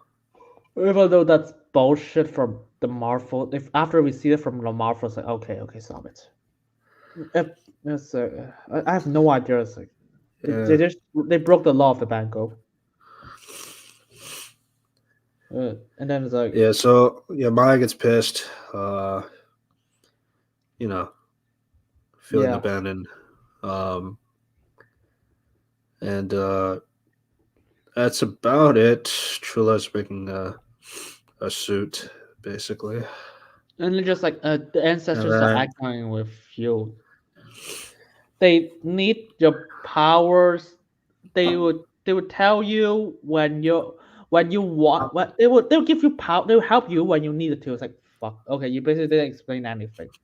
I was like, I just did. It's just like, okay, what's the powers? Whenever a plot gives you. This one, yeah, and then Maya goes to the hotel intending to kill Fisk. it's just like, Uh, I think I just like the bit. It's like, okay, Echo was like, okay, you disowned me. It's like, oh, was that? And then it's like the grandma was like, I was shot. My heart is shattered when my daughter died. It's like, okay, I like that. So I was like, they just there's a bit of like, okay, this is what I want to see. It's like, and yeah. it's just like it's just the See, bits of like this is like this has been the problem for a lot of Marvel shows. It's like um, they just feel like character interactions and like talking and like stuff like that. Oh, it's like nobody wants to see that. Let's just kind of go through them and like let's just get to the action. oh, it's like, fuck Or no, let's just go and let's get to the Fisk scene. what? Which I mean, Fisk has some good moments here and there. Uh, Yeah, yeah, yeah. To be honest, I I just guess rather just like I just rather just see the grandma and Echo just talk about, okay, why did she just like why did she just wants them to leave? Okay, that was interesting. I just like, okay, they cut it short. Which I don't get it. It's like this cutting room floor just they just want to move on fast. because yeah, I mean like as we mentioned before, like a lot of this kind of goes through like Hawkeye takes up a lot of like Daredevil #9 from 1999, and then like there is like a obviously there's like a story after that where after you know after she kills uh Fisk or thinks she kills Fisk, she goes back home and tries to reconnect with her roots. So like there is like a comic storyline to kind of go through. Now obviously in the comic she doesn't have powers like that. The only power she has is based on the Phoenix Force, but that's a different conversation. Which I do wonder if like if the reason why they were trying to go for powers is because of the Phoenix Force, but like not actually use the Phoenix Force because they don't have the rights to that yet. I don't know. That's just something to think about. Like, yeah, It's weird. It's like what even happened in the comics? Like, is she got? It's like I don't believe the comics gotta be like this. Like, okay, first and Oh yeah, Echo. it's just like expert martial artists in hand-to-hand combat, highly skilled acrobats and athletes, photographic reflexes. The photographic reflexes is their version of Echo. And why do we see one of their ancestors in the style of the 1920s science film? Because deaf. Stylish choice. I think it's a stylish choice. Yeah, because they said she's from the 1800s, and I guess, Jesus, I really do yes, not yeah. like watch. I really do not like watching silent films. Like they show that like the movies. Like, what the art? It's like oh fuck, I don't remember. It's like what? It's like Plus, a lot of they don't get it right because like they do. You eventually do hear the bang bang sounds from the guns, but you're not supposed to. yeah. Uh, I was like, I was Because like, like they do the whole thing is like where the actor's just standing there and like then you see the word of dialogue. So like that part is accurate, but then like they even have a bang from the first gun, but then like in the later scene when there's the fighting scene, the shootout, you start hearing the gun, the bang bang, and the horse is galloping, which is that's not how it's supposed to work. no. I was like, I've seen a lot of silent films. Like what the Island of Doctor Caligari. It's like what the fuck? It's like the other was like Sophia Montage. It's like Battleship. It's like okay, that okay. You try to emulate those, but you suck at emulating those. I don't even like those movies. Jesus. Yeah. That's mainly and then like as we said, like she goes to Fisk. Fisk talks to her, and then Fisk will say like obviously like Fisk is like getting emotional, which again he is allowed to do that. Just to make that clear. Um, yeah, so he's saying like my father died. That was something he mentioned to her when she was a child, um, or when she was like well, you know, eh, not a child, I guess, like during the blip after Yeah. her dad was killed.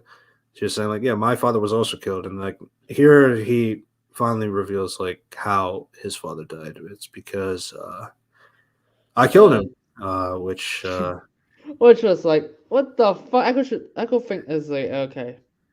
so again, it's like my thing is like his vulnerability is like is a little weird because like obviously like you have to factor in that Echo is a character that was not in Daredevil at all. Yeah. And then obviously now they say this whole that's true. He didn't say when I was a boy 0 out of 10. That's like the most common meme. How could you miss that? Uh, Yeah. yeah, Maybe there yeah, is. Maybe they actually have this, but they just cut it out. yeah. Maybe that's true.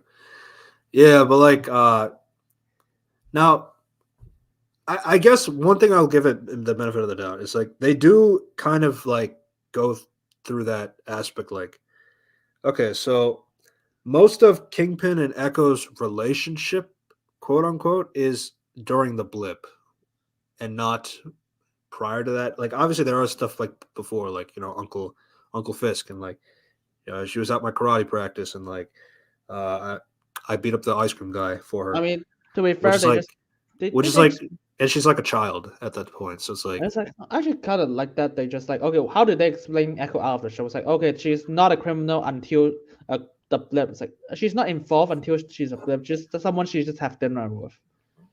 Actually I just kind of have the problems. Like wait, what the fuck is happening when he's arrested? yeah. It's like they just did Yeah, like no. it at least like it at least doesn't like put too much pressure on the Daredevil show for not having Echo during that time because it is set before the blip. If we were to be technical about it, yeah. So it's like I guess it goes to the efforts of like now. Obviously, like you still have that whole adolescence age. Like, what was she doing? Now, obviously, she's with her own dad because her own dad was alive And they just during that occasionally have time. dinner. They just occasionally have dinner together. That's it. Yeah, and then the prime dinners happen during the blip, which the blip Daredevil show cannot count object that. So yeah, I guess they had some way to kind of bypass that question in a sense. So it's okay for what that was meant to do.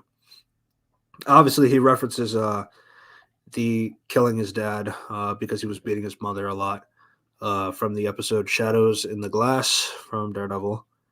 Uh, yeah, he brings out the hammer, which a lot of people have commented. The hammer they put on the Echo show is not the same hammer which from is like Daredevil, but my that my yeah my favorite is like they actually didn't intend it to be Daredevil connected. So just like here's different hammers. It's like, yeah. Though, like it turns out, like Thor has two different hammers. Like if you were to compare them from film to film, but it is what it is. yeah, Uh, yeah. So he's saying like, all right, if you want to kill me, then kill me with the hammer. which is Release me from this. And yeah, Echo uh does not want to. Which, to be fair, it's like, yeah, if I want to kill you, I'll kill you with a gun. I'm not going to kill you with this hammer. Uh, yeah. so it's like I think she was just weirded out because it's like this kind of like I was like, this is like what Echo Show didn't present. It's like, okay, this is what there's a bit more in Hawkeye for her. It's like, okay, it's underdeveloped, but it's there. It's like, okay, it's not completely stone cold. It's like she still cares about Cassie. It's like, okay, she still has some humanity. It's like she didn't even want to kill Kingpin. It's like she's just about to leave until Cassie died. It's like, okay, fuck, they gotta. She's never gonna let us out. It's like, okay, I'm gonna kill yeah. Kingpin. I was like, okay, she's already out. I was like, yeah. It's so weird when I saw it. It's like, okay, why the fuck do you remove that context? You just focus on And then it's like, yeah, it's like wants to leave uh to New York. He says it again. He's on the plane, but then he's told that that Echo left Tamaha without him, and then he gets upset, and that's how the episode ends. Sets up our finale. Again, like we did talk a lot, but like honestly, even if you can cut out like from this, like yeah, it says like here are we've been live for like an hour 50 minutes. Honestly, we didn't even have to do that. A lot of it was just a bunch of rambling. There's not a lot happening in the show. I would say the plot is pretty simple for the most part. yeah. I was like, Um, with in terms of like how it goes from scene to scene. I mean, obviously you have the whole magic aspect with the Native American ancestors thing, yeah, but outside of that, it's like it's fairly simple for what it's trying to say. So yeah. I just kind of think that they it's like actually kind of praise Echo's development, but it's like this. I think they just did accidentally. Like okay, because you need to account for Hawkeye's stuff for her because the show doesn't even account for those. I was like, yeah, it's just 5 months later.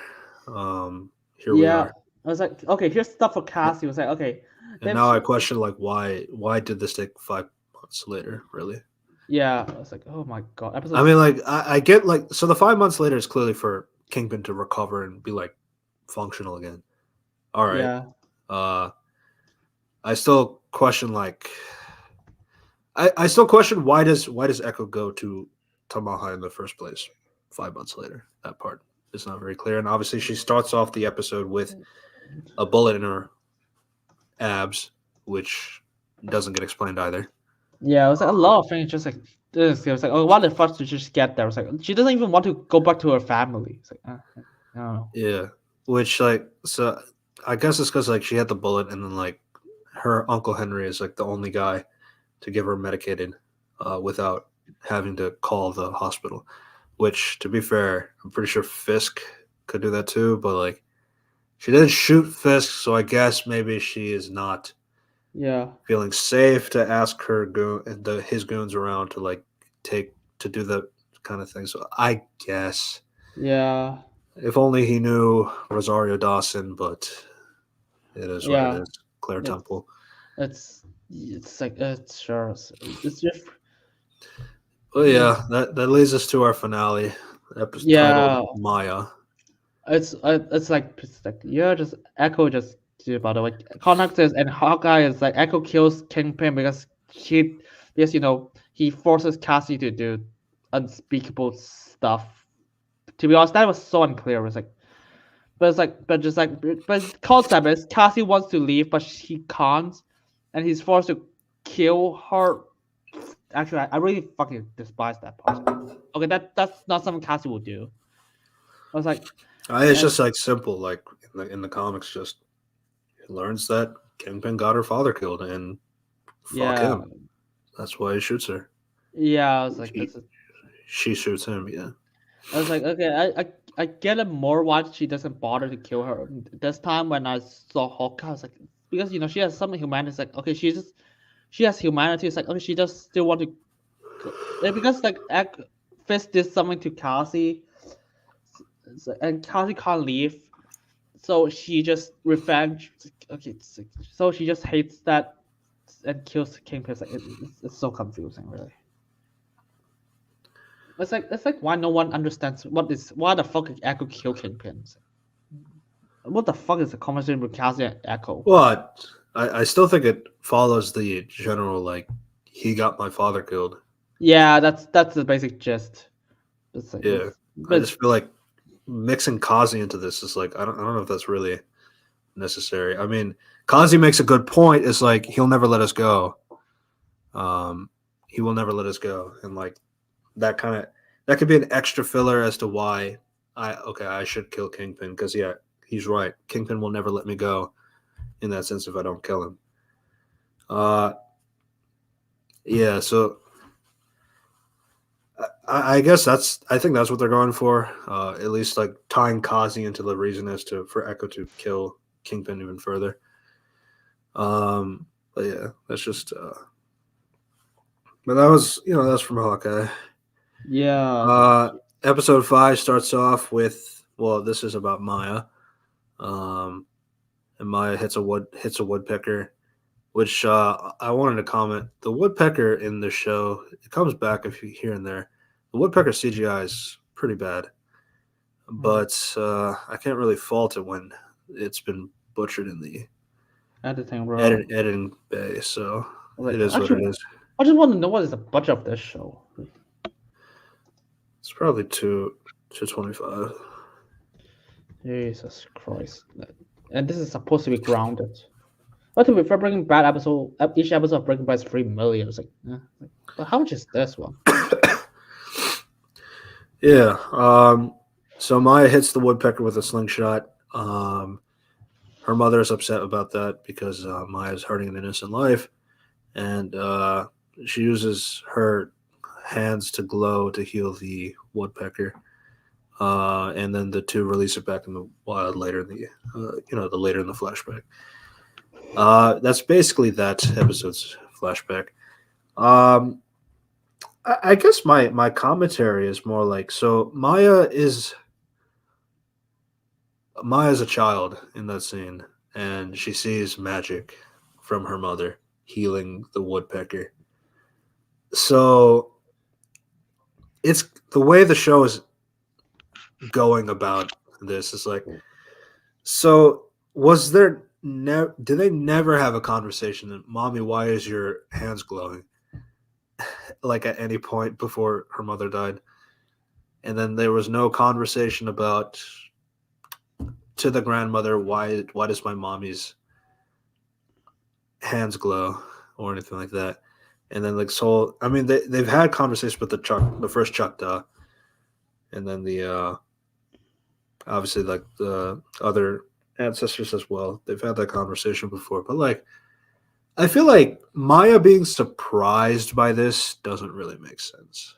Uh, it's just Being like surprised by the magic, then like okay, so if my mother has it, my I guess my grandmother never told me that she had it too. Fair enough.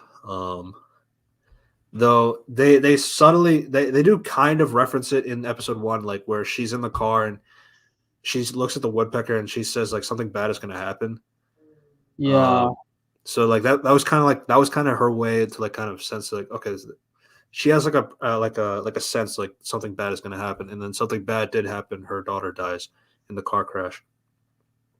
So you had things like that, but it's like, but now with this flashback showing like, yeah, the her mother is like healing a bird, a woodpecker, with her glowing hands. Like, okay, so now why is Maya surprised by the magic and like the glowing hands? Like, so I guess like this was like again factor in like this flashback, the episode one flashback with like her and Bonnie like playing in the tent on a campfire and that kind of stuff. So it's like, so was there really no conversation about this whole magic and what's going on and Yeah. why her mother has magical hands and like possibly why her other family members have magical hands too?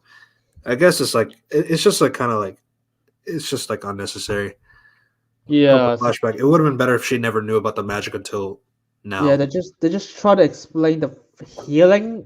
It's like because like my your mother is a healer.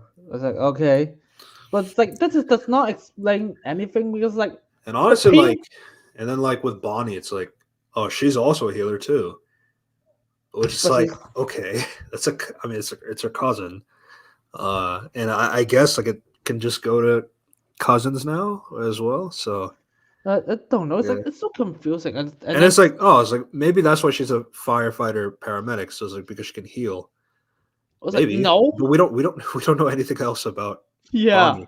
So it's like I can't even comment on that either. So yeah, this It's- again, I don't really hate any of the side characters. I don't really hate any of the characters really. I mean, at worst, like Echo is still like obviously there's like a dissonance with the character being deaf, and like you just kind of have to like slow everything down for the sake of having her communicate with other people, and then obviously like with the people that can actually hear, having conversations and explaining things to her. Like obviously that slows everything down just for Echo, and I understand that. But outside of that, it's like it. I didn't really hate anybody well, in the show. It's just really it's really the bad action I and mean, like I just really and hate things that kind of the things just I just really hate seems edited out. Yeah, the people I hate is just like the bad guys in episode 3. It's like, oh my lord, what the fuck is all of your problems? yeah. But Zane is funny, so I'll give him that. Yeah, yeah, yeah, fair. Yeah. And It's then Vicky is funny in a different way. He's funny in like the well, okay. So one is funny because like he's clearly stupid, and the other one is funny because like he's cartoonishly evil. If that makes sense. yeah, that's Yeah. that's uh yeah, this episode. Yeah, Yeah. Biscuits. Her other cousin tells Maya Ye- that the grandma and uh, Kingpin is Bonnie is missing. Yeah, so yeah, Kingpin stays behind and he has a little chat with the grandma. She talks about her granddaughter Maya, and well, they both bond over the fact that like they lost somebody. Um, yeah. So this is like how Rush is like, and then Echo just sees her mom. Like yeah, Echo goes back to the house. She's in front of the costume, but before that, she has a conversation with her mom, which she's seeing in like her head, essentially, which is yeah, almost reminiscent. It's pretty reminiscent of. Uh, it's pretty reminiscent of Rise of Skywalker with Kylo and Han Solo. The difference I will give it is like it's using like ancestral logic basically like to explain that. it's basically so fake you don't even know what to make of it.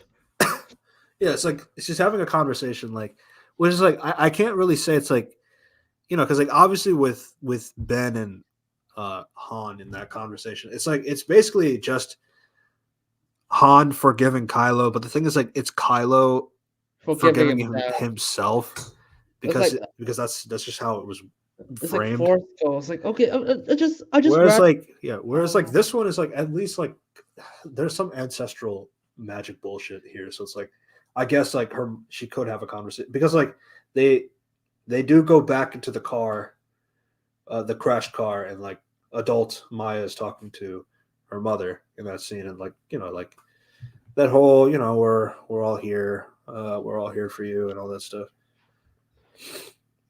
Yeah, And then it's like it's like it what Taloa is basically saying, like, it's the embodiment of her people's legacy, and that legacy will echo through her actions.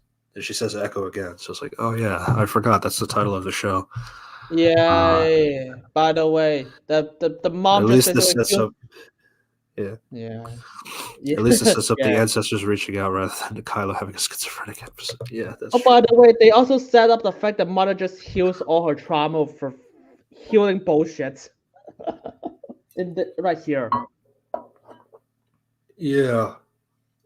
Okay, fuck it. I just assumed that she just healed. It's like a lot of things are just fake. It's like, okay, can you guys just appear as like ancestors and just punch people? It's like, okay, fuck it. I just assumed you guys can just heal people. Yeah. So you know, so Echo wears the new suit, and then cuts Uh, to the Choctaw Powwow festival. I There, I guess I just other things before and just I like the scene between the grandpa and grandmother. It's like okay, they still like each other even though after they're divorced.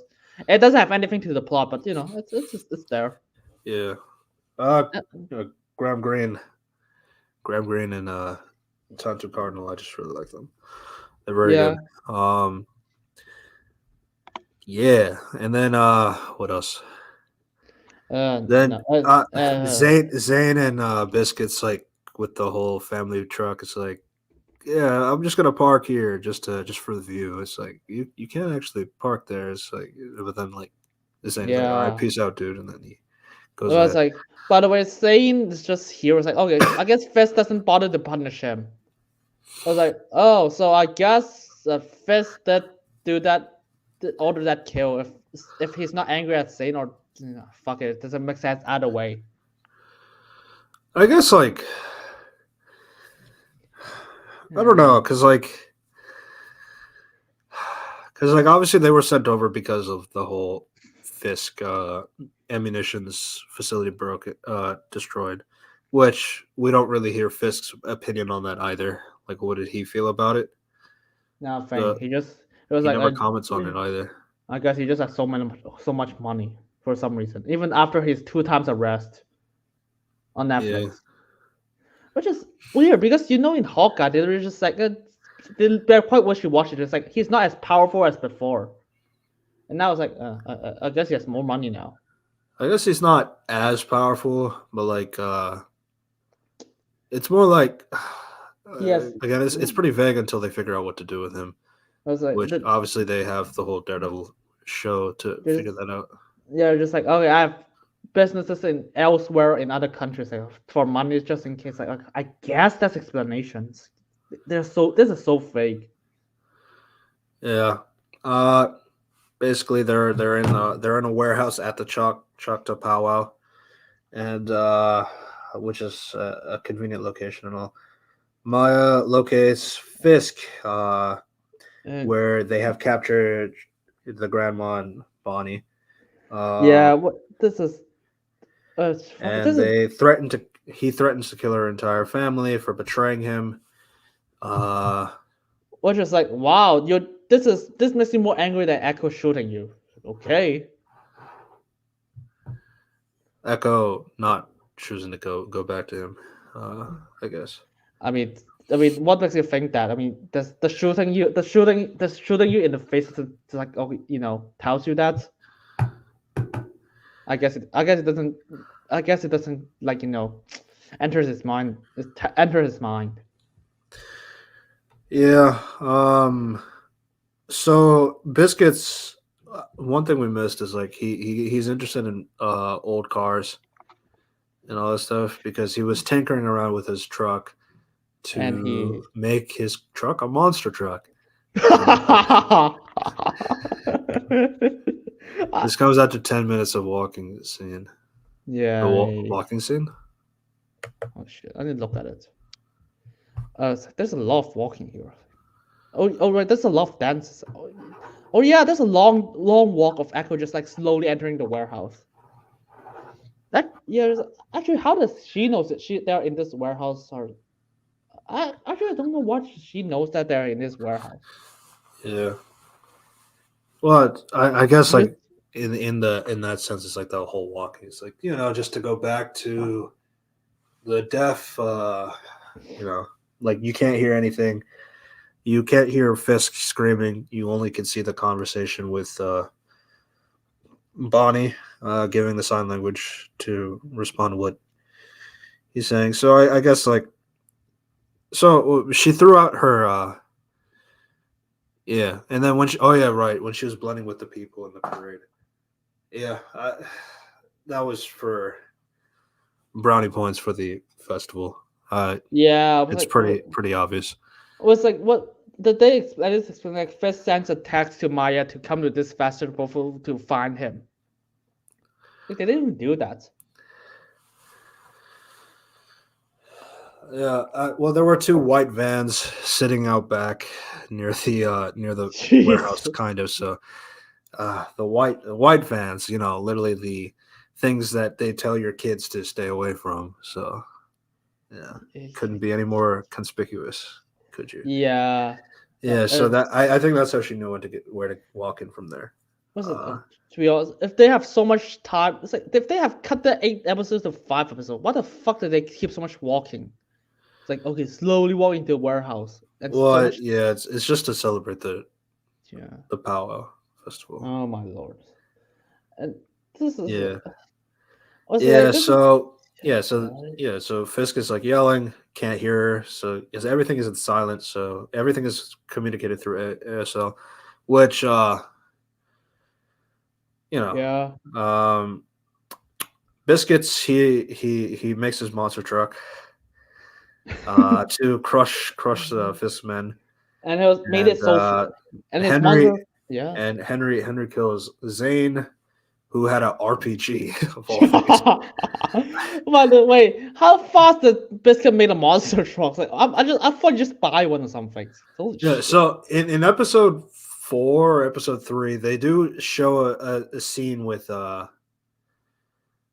yeah, it does hurt the pacing. I get it for the points and representation and all this stuff, and I do appreciate Yeah. where that's coming from. It's just Yeah, just I do feel like it's coming from like a cut.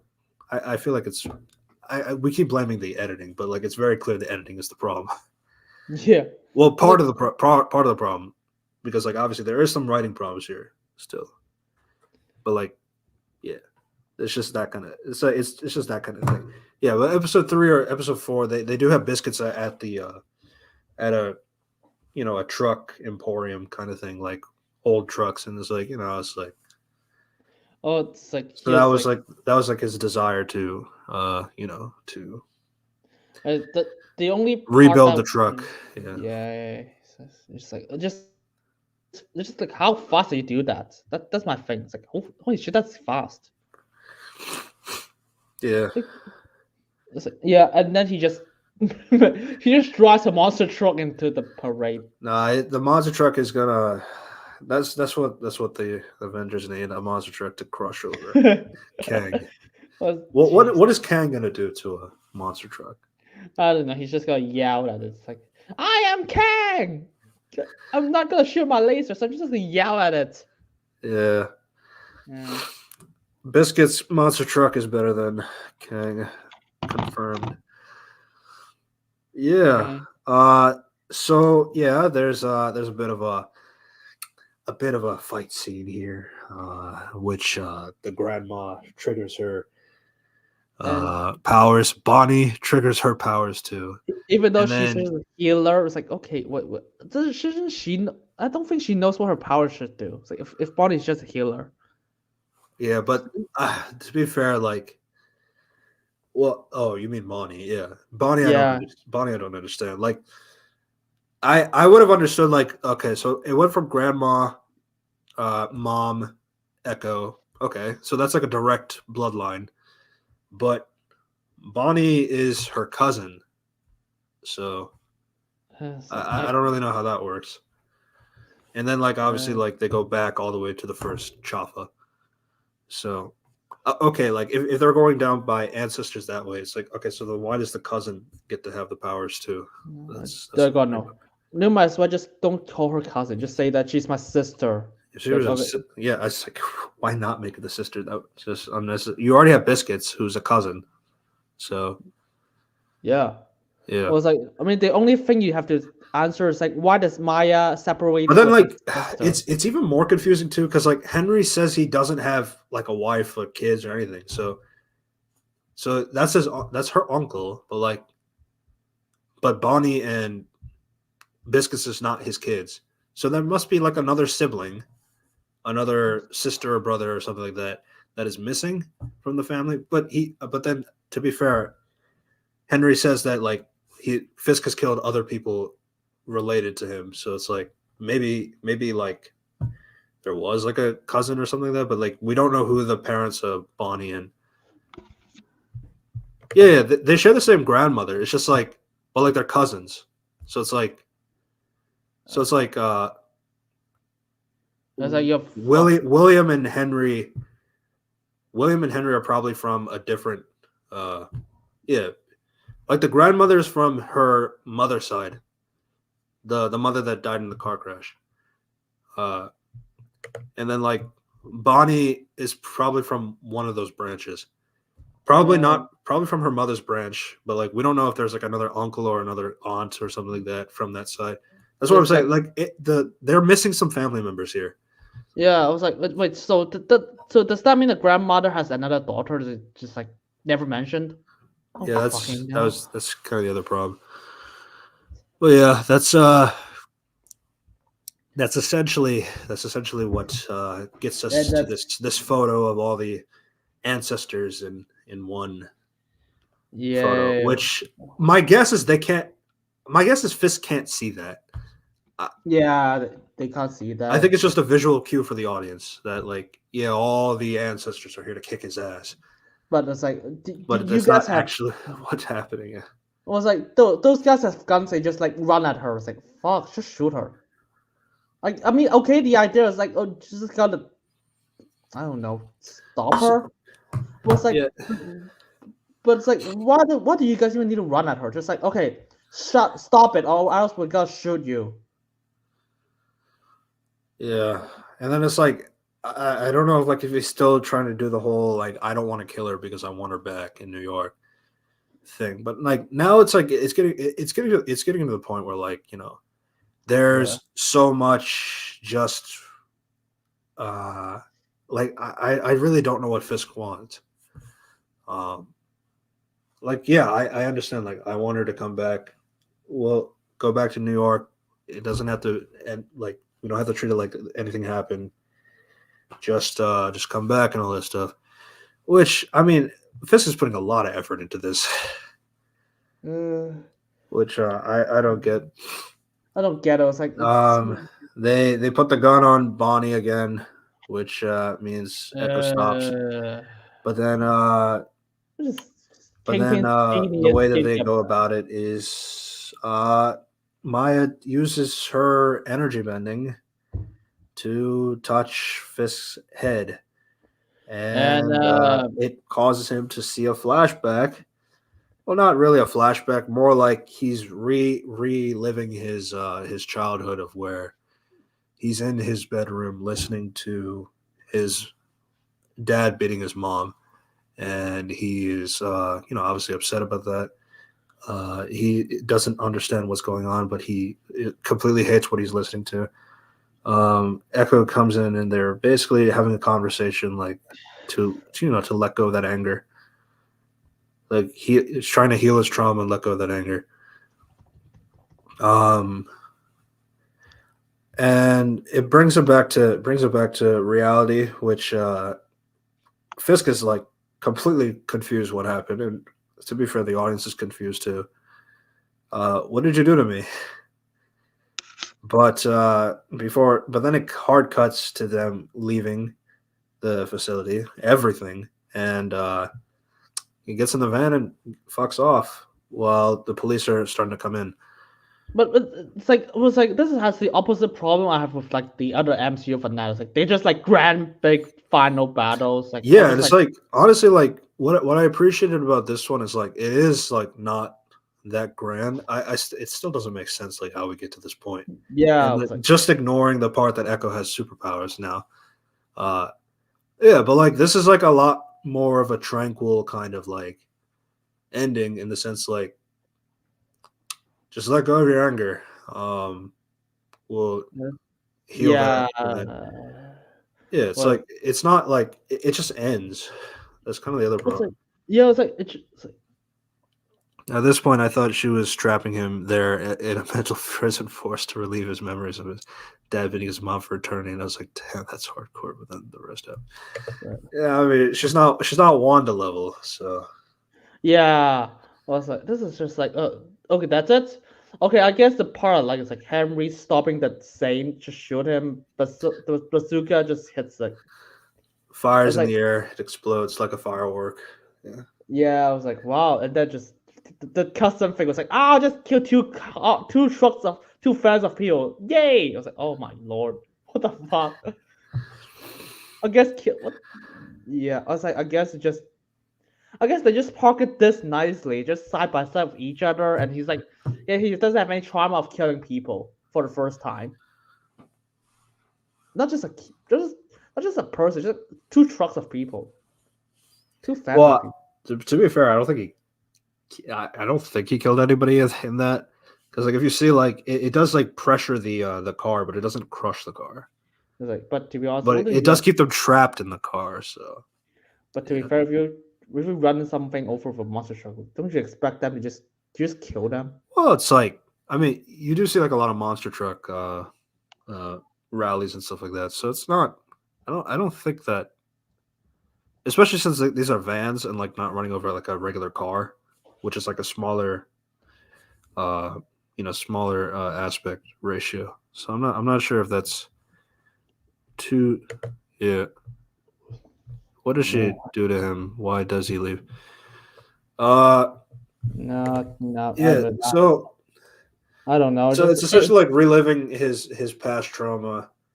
Uh, and then he leaves, it's like which I guess like I, with the I whole police cars there, so I guess like it's time for me to leave.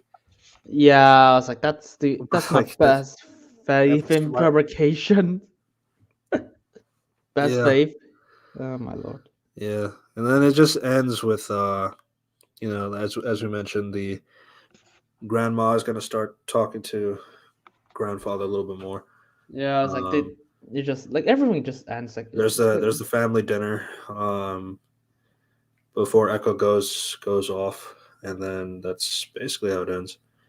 It's it's like unfortunate the grandfather wasn't at the family dinner, for which I mean, some reason I was like, wait, what the fuck is that? Why don't you just have a grandfather here there?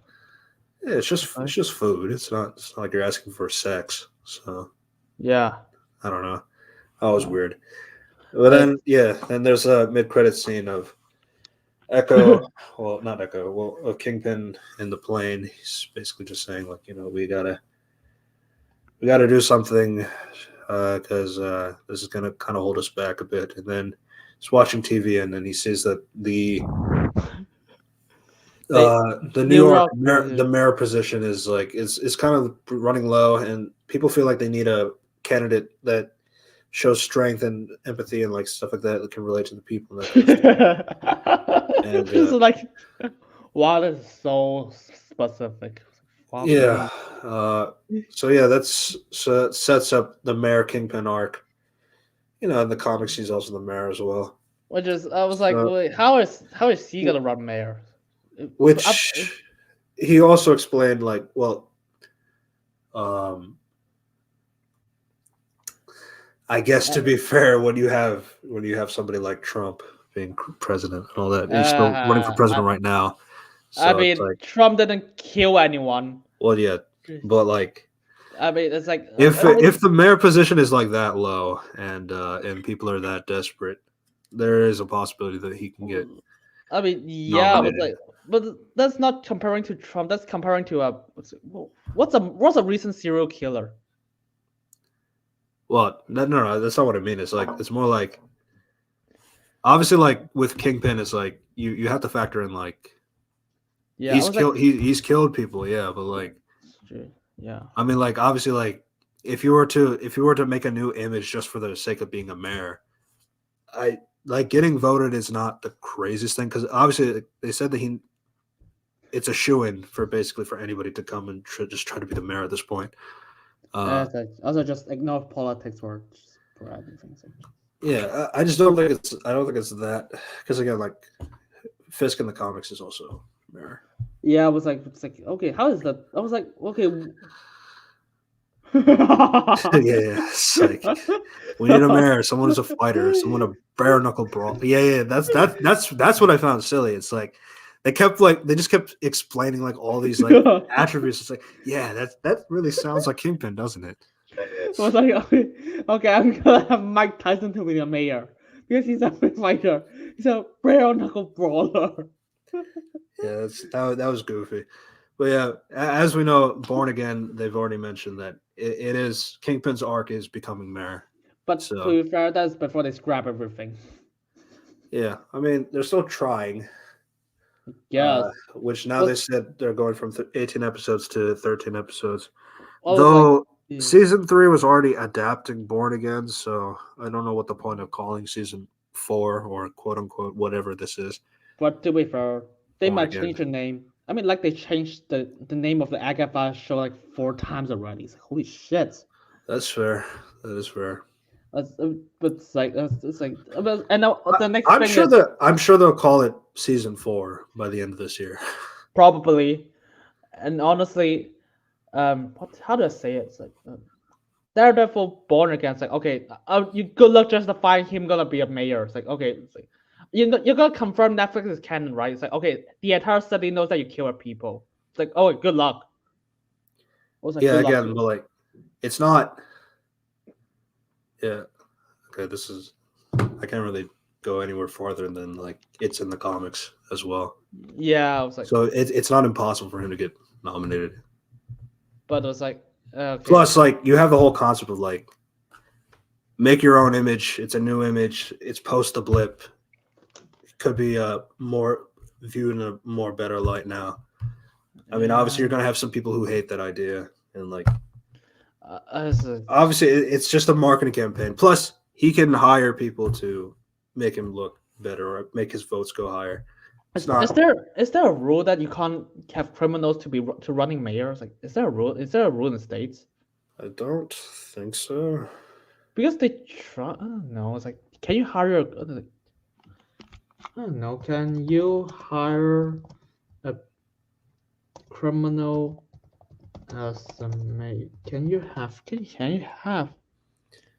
criminal as a mayor? It's like, Yeah, we've had a few convicted felons as mayors before. it's weird. It's like I don't understand how law of law works. Okay. I guess. Fisk played the ukulele in his apology video. I guess. I remember that apology video. Yeah. You can as a mayor. You can. Yeah. Yes, I guess. It is possible. It's just like obviously he's gonna need a marketing campaign, which he has the money to do that. Yeah. Yeah, Op does actually I won't share that information. It's not my business. But yeah, that pretty much sums up Echo. It's like it's just a lot of I was like, I don't know, it's just generic bad.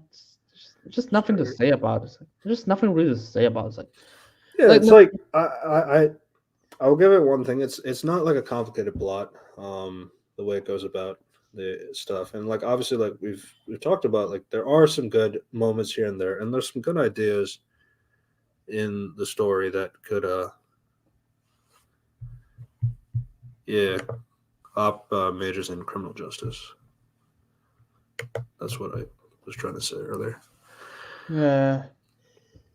Yeah. But yeah, that's. I think there were some decent ideas in the show. But like it's just so clear to me that like a lot of it was butchered in the editing floor. Yeah, I was like a lot of things. It's like, okay, is there an explanation? I was like, oh, it's like, okay, how do it's like this is a lot of obvious. Like, how do you know a lot of those? It's like, I guess in the editing room floor. Yeah, I mean, obviously that's Cope, and I understand that because again, like I came into the show like not like antagonizing it in a way. Neither do I. I was like, this is Yeah, show. I was yeah, like, or it's like yeah, my positive is just like I like the side plots. That's my positives. um, yeah. There's I mean, the 31st they'll have the Echo behind the scenes, and I'm curious to see that one in particular. Yeah, I was like, okay, how much is the showrunner gonna talk about? It's like, I'm just gonna say no, nothing. He's Yeah, not gonna talk about it.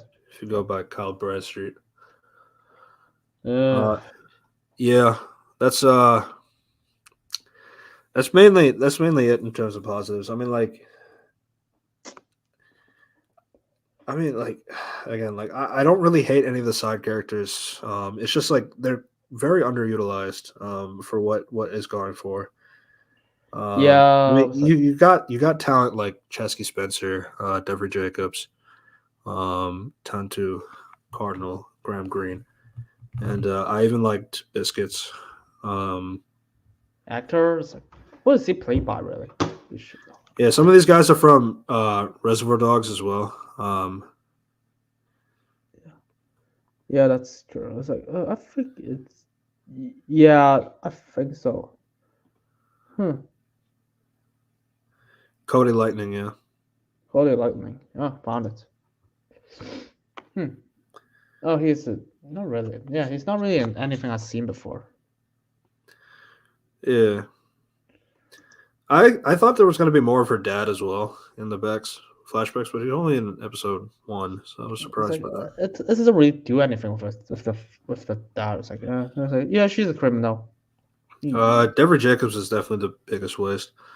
Yeah, I was like, Um, she was so underutilized, and she's made to be the biggest deal. yeah, and then it's also like, because like Reservoir Reservoir Dog star, obviously she's voiced Kahori for the What If episode, which she said that was a coincidence. Yeah. I don't really think so. I just think they happened to cast a Native American actress at the same time for Echo Uh. and that. Yeah. Uh, it depends on the jurisdiction of how several beings in a felony impact your ability to run. Some can after a certain time, and some are banned entirely. Jesus. Yeah. I So don't. it does depend. And It's Fisk, like, as we know, Fisk has the money to so- hush up some people. So there's that as well. yeah, yeah. They're just like good luck trying to justify this. Like, jeez, if you're just like, okay, how do you, if you hand me the job, it's like, how I want you this guy to run mayor, and everyone in New York knows that he's like what the fuck is like he like blackmails the entire police station, the New Yeah. York extension of the FBI, and murder a lot of people. It's like, oh But yeah, it's just like this though, because of the blip, the way that worked. Maybe he was on trial, and then but because yeah. everybody blipped out, his records got expunged. So Uh, that's also possible as well. for me, it was like It's almost fucked like up. as if nothing happened. Yeah, it was like for me, it was like fucked up. I don't And know, but I don't know if you remember that SpongeBob episode where SpongeBob is learning how to drive with the shark instructor, but then like when he's driving blindfold, but then like he crashes the car, but then like apparently all of his records of his 1 million fails was burned in a fire. So it's like it's almost as if you never failed my class before. So it holy just shit! remind me of that. Wow. Yeah. Okay, so that's a Well, yeah, yeah. But again, like as I was saying, like I I think like with the five with it being 5 episodes, I think with them trying to do an equal amount of you know yeah. an equal amount with the Native American backstory ancestors setup plus the story with Fisk and Echo. you just kind of lose the focus in terms of like that's like a lot of information in 5 episodes, and then the flashbacks don't really go anywhere until the last. Yeah, the no eating in my classroom episode. Yeah, Yeah. exactly. Uh, yeah, but yeah, that's basically the problem.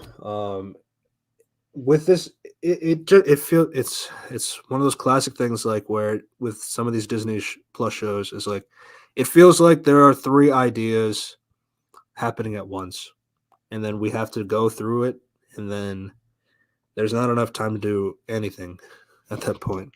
I was okay. What is this? Is where I was just like, okay, what is Marion Dyer's idea? I was like, I don't think she clearly just inputs all the Native American stuff because she's not that, and and she's just kind of hired to just like, okay, I don't know what is she hired to write. That's the thing. She never specifies. Like, what does she want to write? Yeah, I have to see what the I mean, but the BTS will be like framed in oh this was good like the way it happened and like Yeah. we'll never get the true feelings unless she actually speaks up and says something. Again, there are some reminiscent uh factors of like Echo's story uh post the Daredevil #9. So there's some ideas here as of like reconnected with your roots and all, but like, obviously like with that plus like they wanted to not have this you know Yeah. like It's like, we don't want to have the Taskmaster power, so we just want it to have echoing ancestors and like I guess like with eternal magic kind of thing, sort of, not really. It just doesn't go anywhere. That's really the unfortunate part. It's like Echo kind of gets a soup up, but it's like it's not to the point where like what else do I expect now? I mean Marvel's pretty happy with Echo and Hulu because like Hulu and Disney Plus found like a rise in viewership for Echo, Hawkeye, Daredevil season 1 and 2, and The Punisher season 1.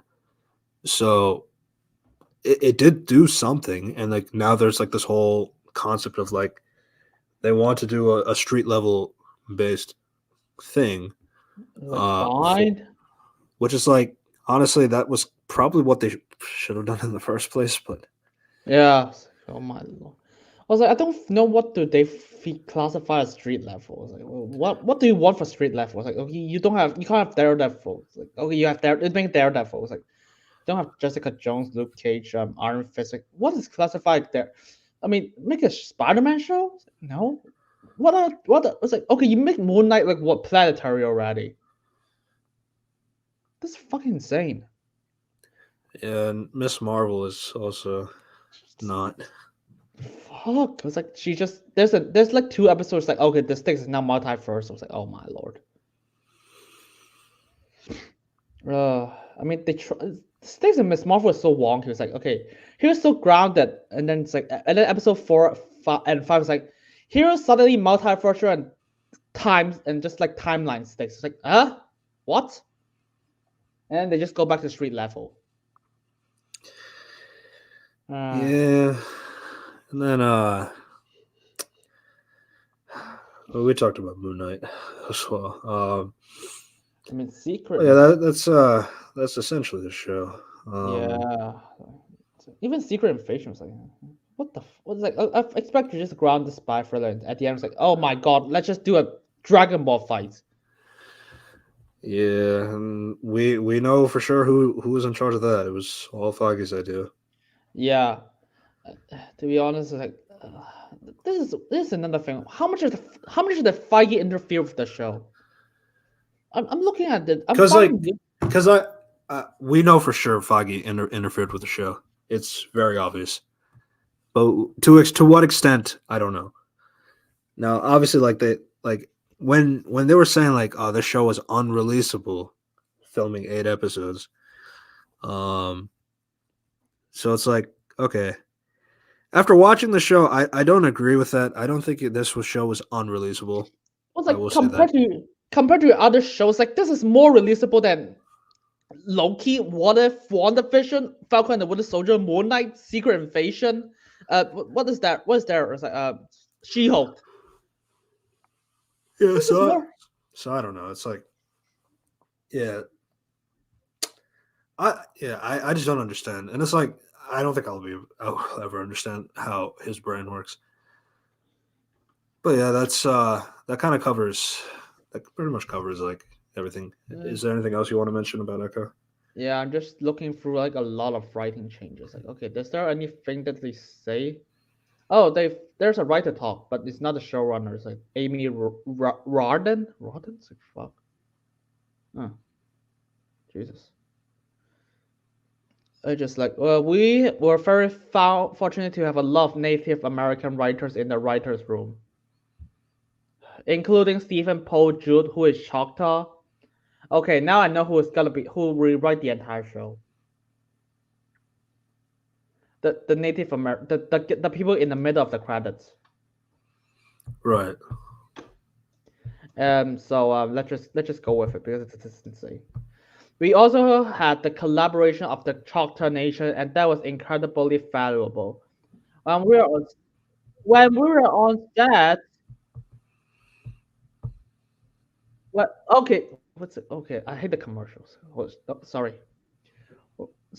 When we were on set, so if I have a question or concern, or if they have any questions or concern, we were that close to one another, and that's very collaborative.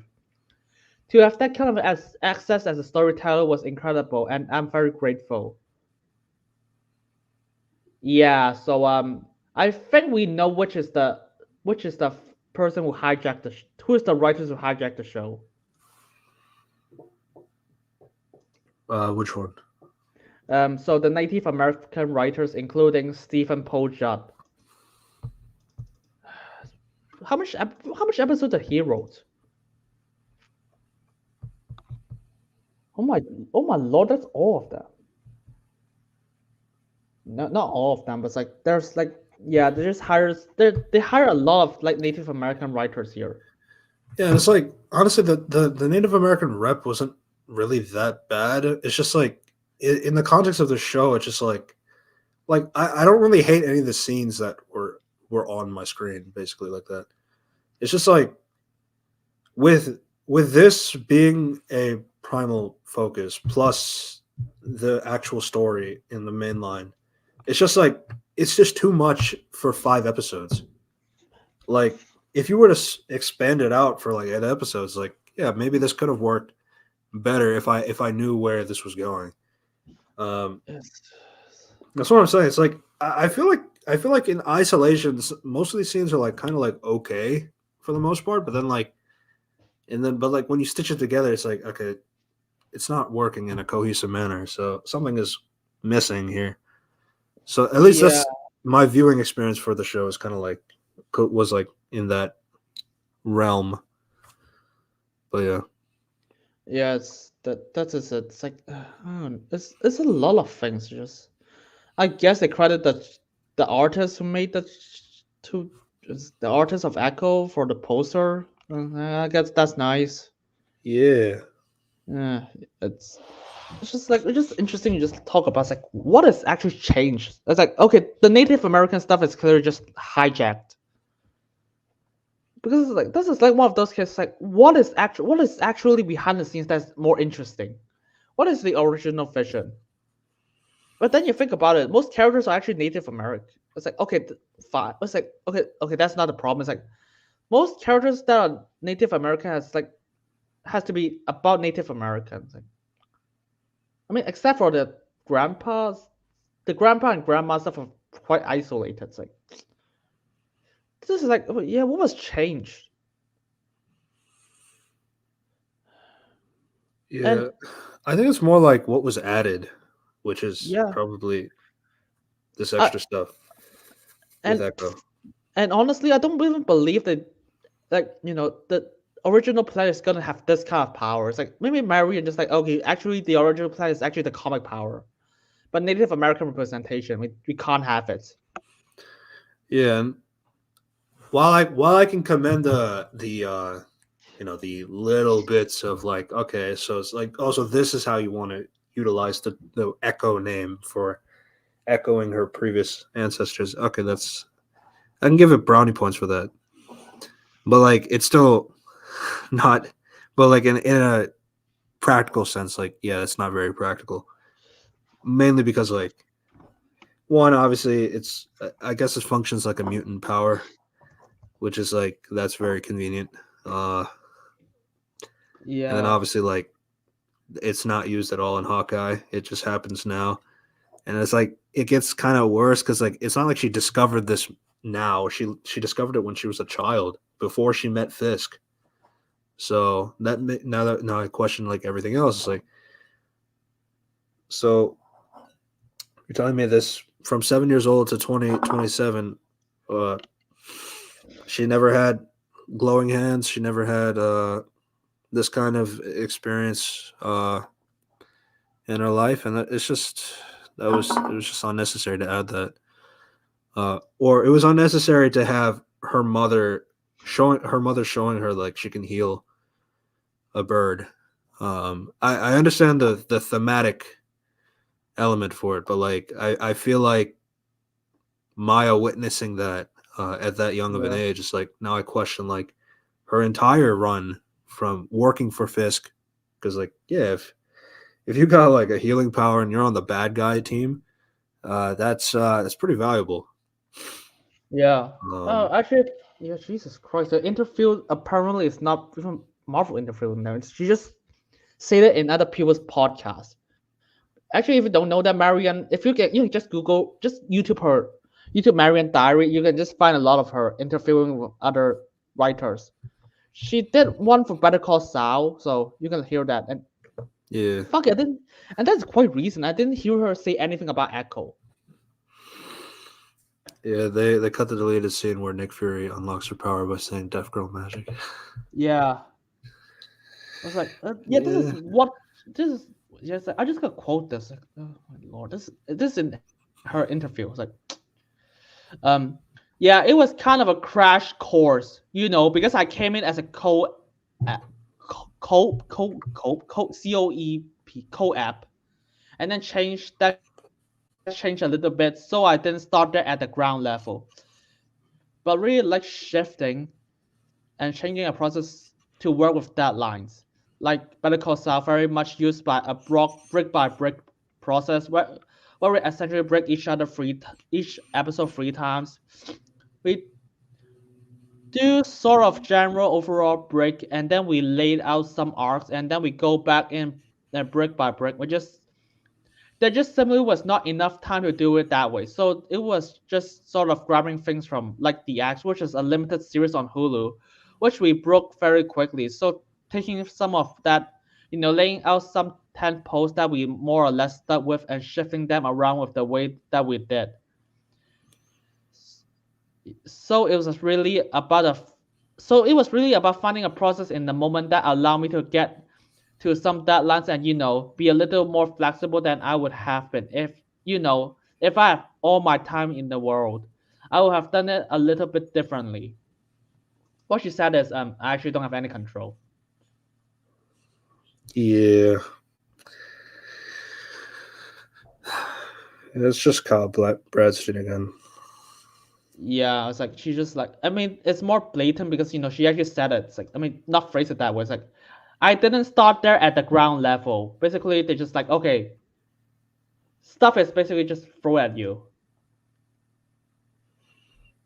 Right. What is co-app anyways? Co-app. Jesus God. I have no idea. Executive producer. Yeah, I, I mean because it's like I have no idea. It's like, yeah, it's just like this. Just like to be honest, I'm probably not gonna make a video about like Echo changes writers. Like, to be honest, like, or just it's like It's pretty obvious. Yeah, it's so obvious. Like if you it's just like okay, just go back to my secret invasion video again and just look at it and go and just like okay, what? How can you tell that the writer changes? Just look at the credits. That's it. So this Yeah. is it's like okay, this happens in BVS by the way. I forgot to mention that in my secret invasion video. Which funny enough, you don't know there's actually two writers working separately. One is David S. Goyer. One is the guy who works on Rise of Skywalker.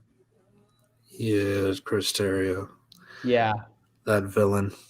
And the script is written by two different people in completely different times. Same as for Ragnarok. Because if you don't know, the Black Widow writer is the one who rewrote the entire movie. Hmm. Probably Uh, the whole Thor gets electrocuted. yeah, The God of and Thunder. well, yeah, and the Valkyrie backstory is like she enslaved people.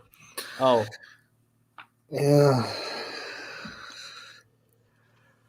but yeah, I just gotta say this. When you make sure to just look at the writing credits of every single movie to see like is how is the movie actually being written? It's like is this do they it's just like it's just like this person at fault, just another person at fault. It's like I just trying to convince you that this is like the one person's like okay one group of people's vision in unity. It's like this is what I say. Just look at the credits. Look at the writer's credit most of the time, or just director's credit. When you look at a movie. Yeah. I mean, in the end, I would say Echo is like probably in the upper half in terms of the TV shows. For me, it's the second best Disney Plus MCU show. It's a fucking. This is how low the bar is. Yeah, I have it around there, a Miss Marvel area. It's better than Miss Marvel because there's no time travel. So That is true. uh, that's all I say. Just pay attention. Pay attention to every credit for the movies and shows. But yeah, that concludes our discussion on Echo, another Marvel show that's coming on, and another case of Marvel Studios interference. Will it get any better? I don't think I so. can't. Yeah, there's only like two other Marvel things this year, like Deadpool 3 and Agatha show. And then most of it's going to be like animated shows like Yeah, X-Men 97. Jesus, I never even seen the original X-Men show. Yep. To be honest, that's probably the only one we go skip. Or I just gotta watch it in isolation and we just gotta talk about it. I'm not gonna bother if I'm bothered gonna watch the original show. Sorry. Yeah. And just a reminder, if you want to see these podcasts, that's going to be off my channel. It'll be on another Reviews Corp podcast on the Monday, 9 a.m. Eastern Standard Time after the pod. So this episode will be available on Monday, 9 a.m. Eastern Standard Time on January 22nd. So just a quick reminder, it will also be available on Spotify as well from that time and with the same name. And yeah, that concludes our episode. We will see you next week. Goodbye, everyone. Bye. This is gonna be fun.